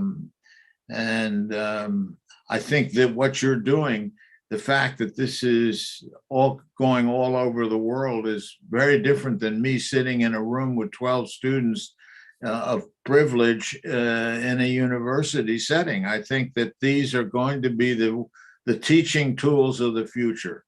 And they're really important. The only problem is you got to save this stuff. I mean, in other words, it's got to be made reference material. But anyway, I've written notes just from this morning, so it certainly stimulates me. Peter, is absolutely, that is the project, to record this, to post this, and to have it transcribed into different languages. Absolutely. And this is such a beautiful moment. You know, in the years gone by, I remember I went to 2 lectures by Derrida. I just want to say one thing about Derrida. The first time I heard Derrida, somebody called me. I was at the University of Nottingham in those days, and he was giving a lecture in Cambridge because the philosophy department had denied the proposal to give him a special degree, right? And they said he's not a philosopher. So they mounted these lectures, and the final lecture was by Derrida himself. And I got this call, and I was in Nottingham, and a friend of mine said that Derrida is giving a lecture in 1 hour's time, and anyone can get into it. It's free to get in. I was about an hour and a half away in Nottingham. It's 90 miles away. And I thought to myself, if I don't go and hear Derrida now, tomorrow I might die tomorrow. I will die without having heard Derrida. He was so important in those days. So I jumped in my car and I went out there, and I arrived there, and I was late, but it was packed out. It was absolutely packed out. He was a rock star in those days, and they'd opened the fire exit to get some fresh air. I crept into there and got in the front, and I heard him. And it was amazing. But you know what was interesting, Peter, and this happened twice. I went to 2 lectures, and in both lectures, the same question came up from the audience, and it would have been great if you had been there. And the question they asked Derrida was, how do you see the work of Bernard Tschumi and Peter Eisenman, their architectural work, relating to your philosophy? Well, I'll tell you one thing that I should have brought it up. I didn't mention it. The final critique of Derrida on Peter Eisenman, right, was the text he wrote, "Why Peter Eisenman writes such good books." Because if you know Jacques, he was against books, he was for texts. And to write "Why Peter Eisenman" is absolutely finish Peter Eisenman. And I thought it was really great. So everybody who misinterprets thinks, wow, I wrote good books, but that's not what Derrida had in mind. So that's my relation to Jacques. That is, I use that text a lot in my teaching, and my students think the same. They thought it was a radical critique, and maybe also that letter in Assemblage 12. Yes. But let me just say, can I just add? I think he has the same kind of self-derision with himself. It was, and a sort of cynicism also with himself. He was not the kind, and of course, the kind of person that would see himself as a star or whatever. And, he would for sure kind of be able also to publish the book about why Jacques Derrida writes such a good book. Yeah. He wasn't, and Doina, he wasn't such a good boy. No. By the way. Yeah. But just because you mentioned the kind of lecture setting, because I went to his lectures, of course, for many years. And what was quite interesting, I mean, it was the same with Hélène Cixous, is that they would attract all the fools in Paris and also probably from other parts of the world. And they will have always these very, strange questions, difficult questions. And I think Hélène was a little bit more sensitive and perhaps also more fragile, but Derrida would always have the right answer and the right way of handling this, which I was always impressed, because this is a skill. And let me just, Peter, maybe I just wanted to share with you Derrida's response to that question about what the relationship between your architecture and Bernard's architecture was, his thinking. And he had both times he was asked this question, he replied the same way, which gave me the impression it was a stock answer, it was a standard answer. And what would happen is there'd be a pause for about 30 seconds, and then he would say, perhaps, a typical kind of word game, perhaps I shouldn't respond at all rather than respond irresponsibly. But then he would say there have been a series of events, there's been a series of lectures, exhibitions, and so on and so on. But quite what the relationship is between my philosophy and Peter and Bernard's architecture, I don't quite know. I don't quite know either.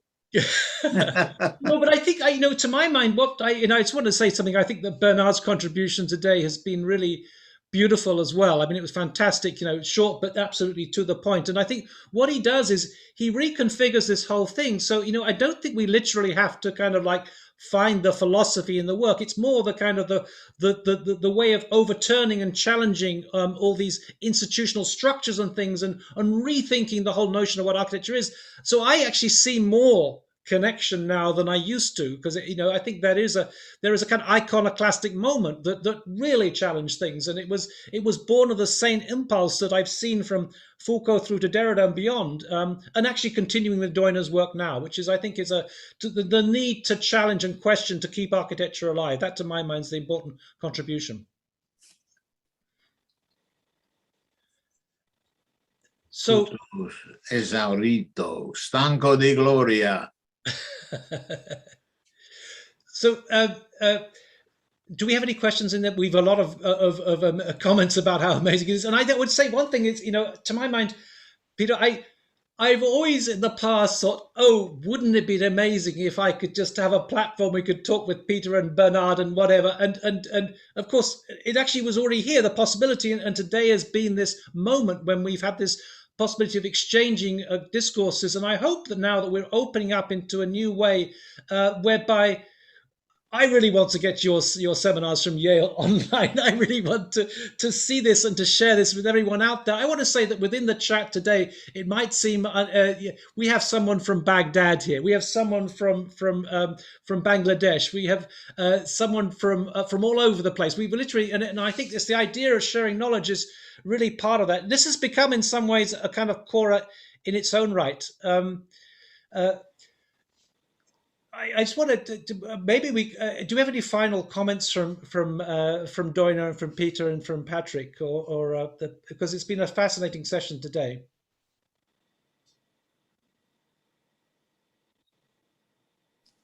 Neil? Well, Wan Yu, yes. Yes. Wan Yu is in Shenzhen. Wan Yu is just to introduce her, is used to work for OMA, and her company XCool is, of course, a reference to X-Koolhaas.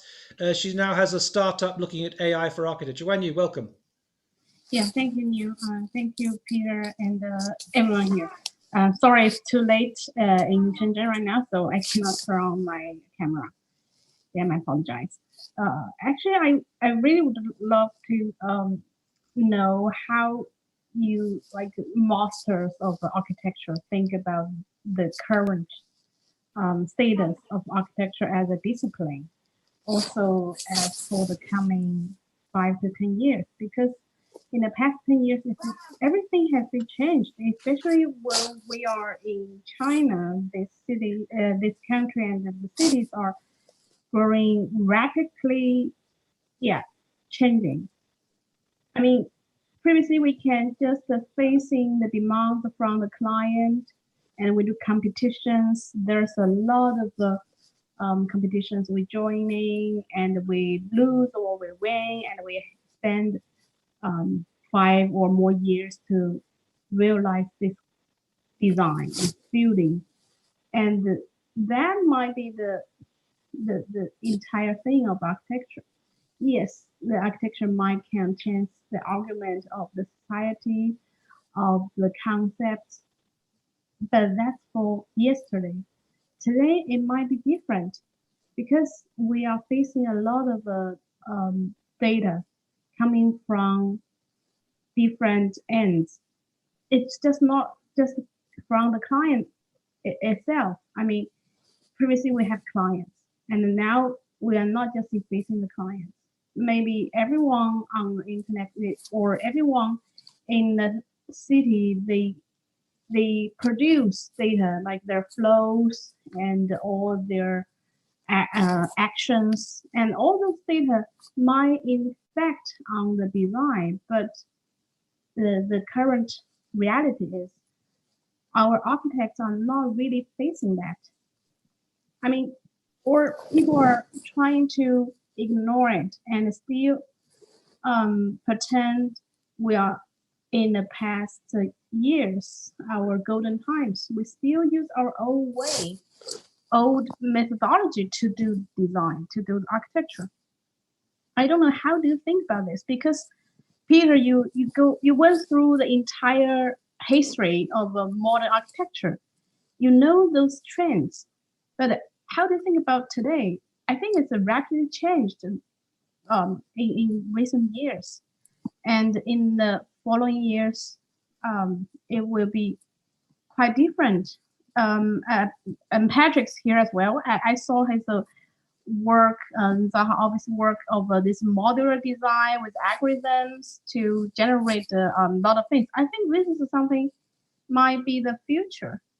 I mean, maybe not just in the way of just look fancy and this curvy shapes, not just that, but the logic behind the discipline might already be changed. I don't know if Patrick, you have already involved in the public data or etc. But I think there's something, yeah, different now. How do you guys think about this? Yeah, sorry, a bit long.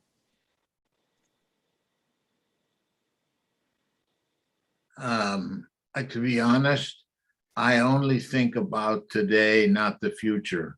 I think about a lot about today, and I am part of today. And unfortunately for me, I won't be part of the future. So I don't worry about the future. I worry a lot about today. My teaching colleagues, my architect colleagues, my students, my family.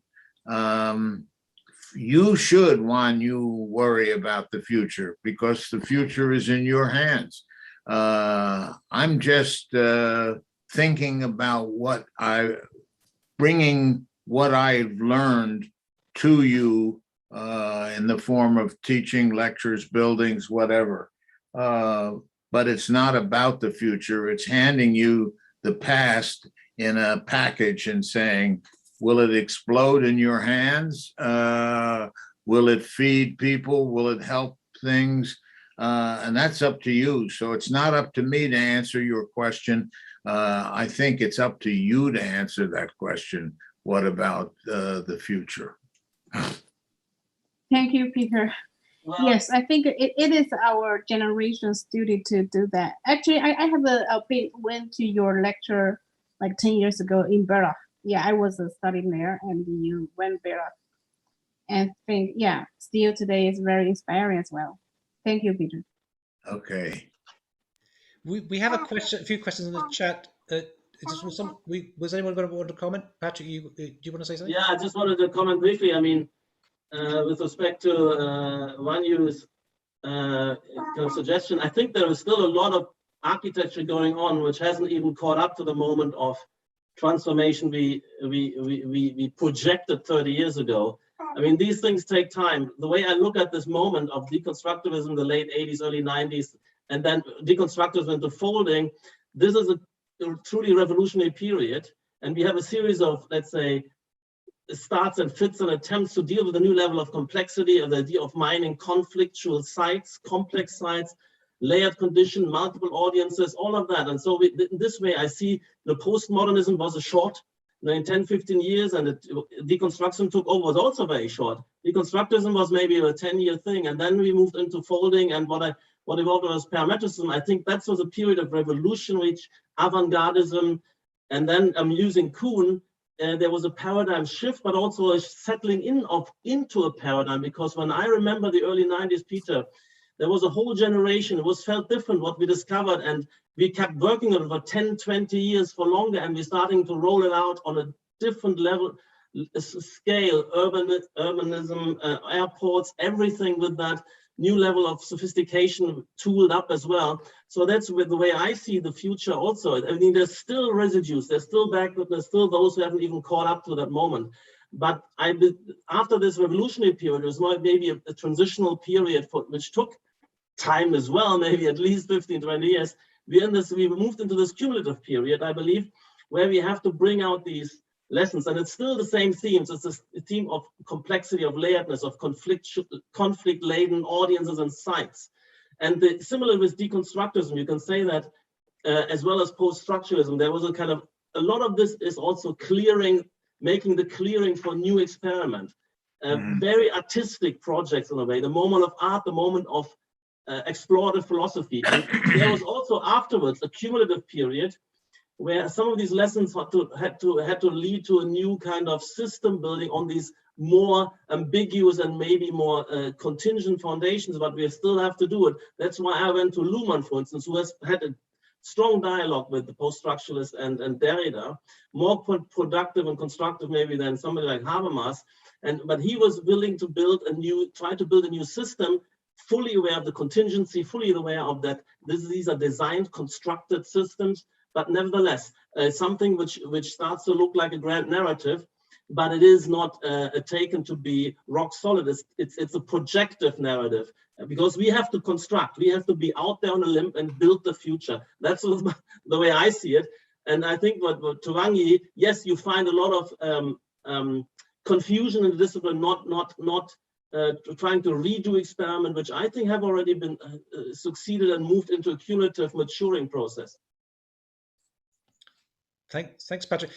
In 2 weeks' time, remember, Patrick will be talking about Nicholas Lohmann, which I think is going to be a very special session. We've got 2 questions. I would like with 3 questions.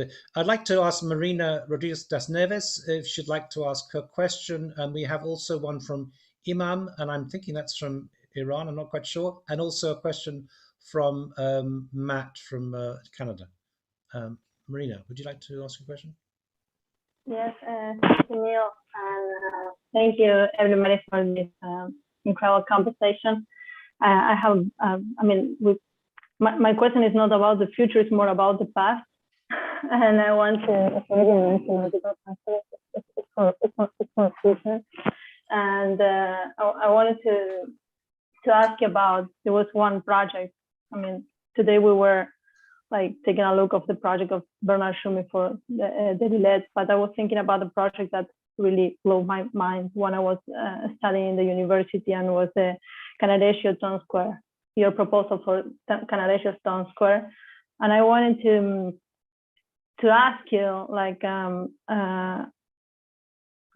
that project, that competition was 1978, and I wanted to ask you, why you decided to participate in that competition, and how was your decision, or how was connecting in such a way with the other competition, which was Roma Interrota? I mean, why you decided to participate in Canadesio, not in Roma Interrota, and what was like the role of Tafuri in that decision, if it was connected. I know you make some comments about it, but I can't find exactly why you participate and what is the relevance of this project for you in your career. Is that to me, Neil? Yeah. Yeah. Well, first of all, it's a very appropriate question. The real fight was over the Strada Novissima, where Portuguese was in charge of that exhibition. And Bob Stern was his agent in the United States. And they asked me to participate in Strada Novissima. And I got a call from Manfredo Tafuri, personal phone call, saying you may not participate in that exhibition. And in fact, he stopped talking with Scolari and Rossi because they did participate. That was a real point of conflagration, let's say, the Strada Novissima. And there's no question that the Canareggio project was a response to Roma Inter Rota. It was the same year Roma Inter Rota came out. And of course, this was the difference between, I myself still teach the difference between the Noli map and the Piranesi Campo Marzio. And so for people, just in terms of the history of things, there was a real struggle going on at the time between what you would say, I would call it Aldo Rossi's rats, the rationalists, and the what if you want to call the postmodernist phenomenologists, whatever. And that was a big deal. And of course, the major exhibition to me, there were two. One was the Triennale of Milan of '73, which was called Architettura Razionale. And it was preceded by the Bonfanti and Scolari issue of their magazine on the tendenza. And La Tendenza was the tendency toward rationalism, which was fighting against postmodernism and kitsch and representations and things like that. So I think that La Tendenza, Architettura Razionale were two aspects of a front that Rossi was really and Tafuri were leading against the sort of commercial postmodernism. And I think that comes to a head in the Strada, in first of all, the Canareggio and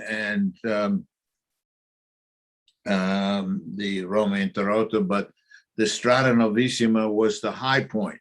From that point on, and Michael Graves losing the Whitney competition, which was very important. Michael was the leading edge of that kind of visual postmodernism, losing the Whitney project. And from that point on, from say 78, 80, starting from 73 with the escalation of La Tendenza and rationalism, to 80, which was the high point of Strada Novissima, and it falls at 88 with the MoMA show. So postmodernism starts with Venturi in 66, goes through Rossi, goes through Graves, goes through Tafuri, and ends in 88 at MoMA. And wasn't designed to do that, but that's actually what happened. So I don't know if that answers your question. I couldn't go into, I wouldn't be asked to be in the Roma Inter Rota. I was very much a part of the Architettura Razionale, and Bonfanti and Scolari were friends. Bonfanti dies very early, but Massimo and I are still friends. And Massimo tips between postmodernism, that's neoclassicism, which is the Creer influence, and the sort of neo-rationalism of Rossi and Tafuri. It's still a live concern in a sense that Leon is still around, Massimo is still around, I'm more or less around. So anyway, I hope that answers it. We have just 2 more Thank questions. you very much. I don't want to keep Peter too long because it's an exhausting session for him. But we have one from Imam from Iran. Maybe I don't know if you can unmute yourself and put and show your. Can we see you? Maybe. Hi. Do you have my voice? Yes. Yes. Yes. Great. Thank you. Great. I have a question somehow related to the 2 previous sessions. That how do you see architecture today? Do you see it in a post-Anthropocene age where the talk about computational design, AI, and especially AI singularity are talking? I think Sanford brought up a conversation about Eric Schmidt article on New York Times that how we see the future of the world in the context of AI. I think now we have Peter Eisenman and Patrick Schumacher, and I see the most relevant question for 2 guys as this, and I see myself, I don't know how to put it, but I started reading architecture from Gerglin, and now I have this question in my mind that to see this continual history now being spoken again was so inspiring, and it's a great chance for me to be at the part of this session. Thank you. Patrick, you got that one. Well, I'm not sure I fully understand it. I mean, for me, the post-Anthropocene, I'm not sure what you're talking about. There's so many aspects to that, but I do 2 things I think is important. I think that we have to embrace the AI revolution, and I mean, in a way, what I find fascinating, work with algorithm has an incredibly creative process, which shakes us a bit out of our preconceptions. And that's in a sense as it was anticipated in Peter's early work, where he has this kind of, let's say, computation without computer, a series of rewriting rules out of the Chomsky generative grammar paradigm, and later on, emboldened through the concept of abstract machines coming out of Deleuze. That's interesting, and that's part of this formal research. That's part of that proliferation, but at the same time, let's say the concept of intelligence needs to confront these as well with problem spaces, and they become, these formal repertoires become solution repertoires as well, and that is a very kind of complex issue how one deals with that, and including, let's say, the environmental challenge of that as part of it. But when I'm confronted with these demands, I always have to say, hey, slow down. There is no easy and simple solutions to this, and we need to also look at the life processes and the communication systems you're going to construct, and not only at the carbon cost element. We need to look at, because then you could also, in a way, stop building and constructing and compromise the unfolding of further life potential. And I think it's very important for architects to look at these, on the one hand, opportunities with the new tool set, on the other hand, the challenges coming through something like climate change challenge as constraints. And within that, there's a space of autonomy, which is a disciplinary discourse in which we have universal and exclusive competency as the let's say, world of designers, and I include all the design disciplines, to deliver the spatial, morphological, and formal registrations of the life potentials, and then consider the constraints, which are also coming mediated through the engineering disciplines to us. And I'm not sure that answers your question, so I'm highly aware of these kind of conditions, but the fundamental, let's say, a autopoiesis of the discipline, the autonomy of us being in charge of this particular aspect of the societal process remains still intact. And we're not blown out, and replaced by algorithms, nor are we substituted for by climate scientists. There's something inherently irreducible in the kind of division of labor of a culture, of a civilization, which design represents. And that's where we are, as I said, universally and exclusive competency with respect to the construing and designing the phenomenal world in its spatiality, in its morphology, in its semiology. Nobody else is doing this, and we're doing this across all domains, and now increasingly also into the virtual world. When Web 3.0 comes up and cyberspace is coming up, it's going to be our resources, which will also, in this case, construct interfaces of communication in real and virtual spaces. That's our task, and that is essentially the same. And what I find fascinating, in what I've discovered through elaborating my writings, there's a deep there's a serious depth of this task domain all the way to Alberti, which is for me the beginning of a self-conscious discipline of designers and architects, theory-led and with consciousness of the societal issues of the good polis and the good city and the good household and social structure with a radical sense of innovation. So I think it's very curious that there's a very, very deep lineage in which I think there's something essential which is maintained, and this role is irreducible. Can I just quickly chip in there? I mean, Iman, thank you for your question. I worked very much in this area of Derrida and things back in the 90s, and now increasingly I'm looking at kind of trying to find a kind of theory of computation.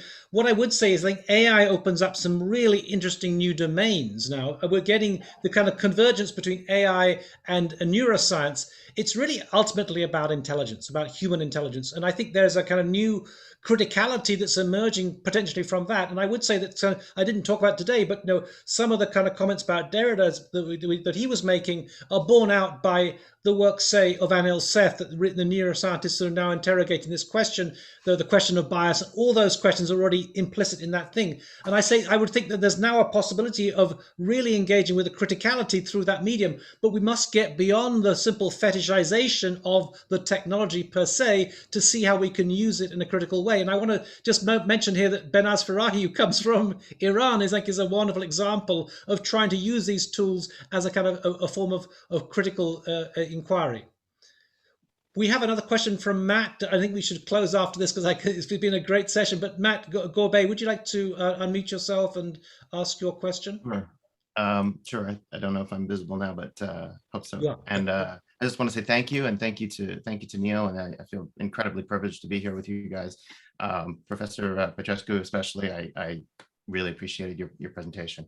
But my question is to pick up one of the threads, which was the thread on decolonialization, decolonialism. And I'm not really qualified to talk about the historical veracity of this, but I have heard talk that Jean-Jacques Rousseau's thinking and others of his contemporaries were really quite deeply influenced by the teachings of indigenous people and the structures of their societies, which were just being made visible to Europeans at that time. And that in a way, some of that plants the seeds for the Enlightenment and possibly the Revolution, et cetera. And I know that was quite influential, of course, Rousseau to Derrida.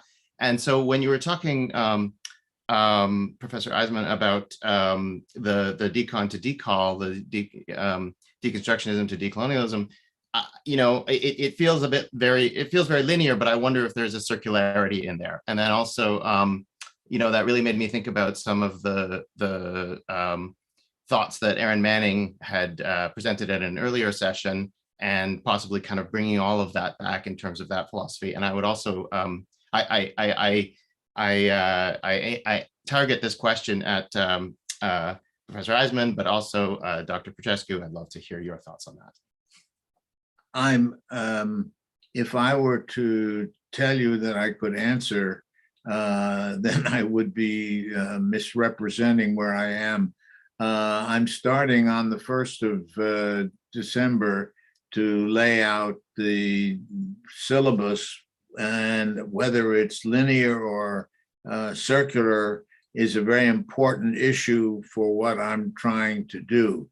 and I'm trying to separate the aspects of decolonial thinking, because it ran to indigenous people and all kinds of things that deal specifically with forming spatial organizations, forming organization, etc., that decon talks about. And so I'm picking a specific area of the decolonial condition and elaborating. I'm sort of fabricating, if you will, a connection that I see or I want to see. So I'm not there yet, and I really can't answer the question. I'm sorry, but give me another month or two and send me an email and I'll answer your question. Thank you. Yeah. Easy to find me. Can I add a few thoughts on this, because we are brainstorming then on on Peter's course then. Yeah. I think I think it would be, speaking about this circularity and the fact that, maybe this is also a small critique of this format, the fact of continually sort of communicating from a central point, a program that has been shaped by a master with other master figures across the world. It's a first step, but maybe my understanding of the circularity that Matt is kind of suggesting is that formats that are including also other poles and other points of knowledge production, in a platform which includes also other type of knowledge, might be something that would fit very well under the agenda of decolonizing education. And I also thought that the format that Columbia adopted with the graduate school at a certain moment in Mark Quigley's time, with these chapters in different parts of the world, that the sort of I don't know how they were called. I do not remember anymore. But there were. Can you help me, Neil? Do you know what I'm? Yeah. How they are called? I don't know, to be honest. I don't know. The satellite, was it satellite campuses? Is that satellites, yeah, exactly. It is a beginning, in this sense, because I know very well the one in Istanbul with whom we have collaborated, and I know that they had also funding, and there was a whole system of support, but they had also the total independence in sort of knowledge generation, and then very interesting relations with Columbia, but also with other satellites that were in different parts of the world. And maybe this is also something, I mean, it's probably difficult to build institutionally, but it might be interesting maybe to just think about this possibility. Well, that's in many ways what Digital Futures is trying to do. We have we have in our team, we have people in Africa, we have people in Dubai, we have people in Russia, we have South America, China, Australia, and so on. And we're trying to create this network which is non-hierarchical. Up until now, there's been a center, and we're trying to hear back from that. Just yesterday, we had an amazing session on new thinkers from the Middle East, and it was super interesting. I mean, I don't like the term Middle East because it implies there is a center, but nonetheless, West Asia, let's say, it was so interesting to hear from those sources. So we're trying to reverse that kind of notion of the center in many ways. Thank you for your responses. Maybe come in with what I find interesting about post-colonial theory. I find that the way it has been bandied about and discussed, is often problematic for me, this kind of anti-Eurocentrism. It's about putting everything, all cultural phenomena on an equal footing. What I rather think, and which then becomes problematic, is how you project progress and how do you evaluate advances and cultural advances. But I find but liberating also then for those who feel obviously oppressed or feeling belonging to a kind of subdued cultural heritage, is that notion of this kind of deep and irreducible hybridity. And when Matt was starting to talk about where maybe some of the impulses for the Enlightenment through Rousseau have been coming from, is an interesting one. And anyway, the idea that, let's say, the achievements of modernity, which is in itself a several centuries long process and had many inputs, this hybridity concept, that this isn't a Western achievement. And once we overcome that, and we have these deep lineages also from the Arab world, from many other contributions, and then also in the colonialization process, these kind of these picking up, and we also anyway we already many decades beyond colonization, and during colonization you have a lot of input into what then becomes some kind of state-of-the-art sense of culture, that there is a kind of it can't be that there is this kind of always already buy-in and contribution, so one doesn't have to resist and play different traditions against each other, but we converging into an always already not multiculturalism but multi-dimensional achievement, which should be a global convergence into a sophisticated, progressive culture with a set of values which, let's say, the whole world has contributed to. Because if not, we're getting a very kind of schizophrenic situation, which I see a lot on the left and in wokeism, which is very problematic. And you see very, very strange phenomena in that where you have certain left groups, enlightened groups, defending very, very maybe indefensible practice because they kind of originate or tied in certain traditions they think should be valued, and that criticism of cultural patterns, it would be ad hominem where it shouldn't.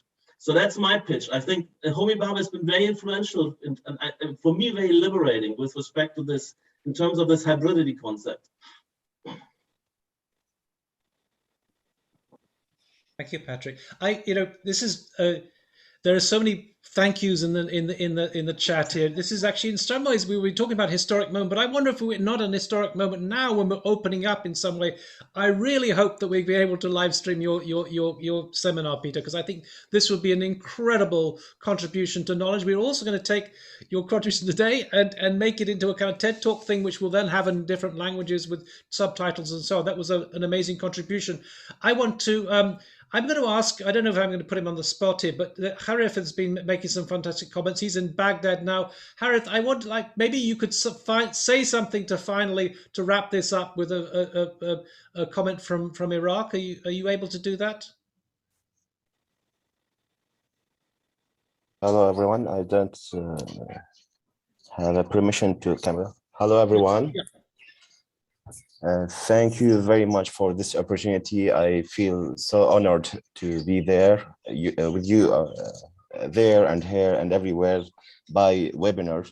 I would like to thanks to the legendary architects Peter Eisenman for his visionaries about our presence to aligning us to the future. There's so many perspective to lead us to the futures between bridges about cultures and citizens and many what can I say, many cultures about postmodernism. Thank you very much for this opportunity. Thank you, Harith. Harith is in Baghdad, right? Oh, absolutely, I'm in Baghdad. Fantastic, wonderful. So Peter, your voice is getting out there. We want to continue making that voice heard around the world. I want to wrap this up because it's been so fantastic. And we're looking forward to the next session on Deleuze, and then Patrick's session, and we have Judith Butler, and then Simon Don, and then we have Peter Eisenman next semester. I hope. I'm looking forward to that. We have to have a discussion about Alberti as well at some point, Peter. Yes. Thank you so much. This has been historic in many ways. I really appreciate it. I've got so many insights. If only I could have done this in the past, I think it would have informed all my classes for many years. Thank you also, Doina, as well. That was beautiful. Your comments were absolutely very precise and very beautifully made. And thank you also to contributions from Patrick and Iman and Harith and so on in the discussion, Marina and Matt and so on. This has been a great discussion. It is the end of this particular session, but it is only the beginning of other sessions. Thank you, Peter, so much. Thank you again, and thank you, everyone, and hope to see you again soon. Merci, Afarin. Yeah, thank you. Thank you. Bye-bye. Thank you for doing it. Bye-bye. Thank you. Thank you. See you, all. Patrick. It was great to see you, man. Yeah. Nice to see you. Thank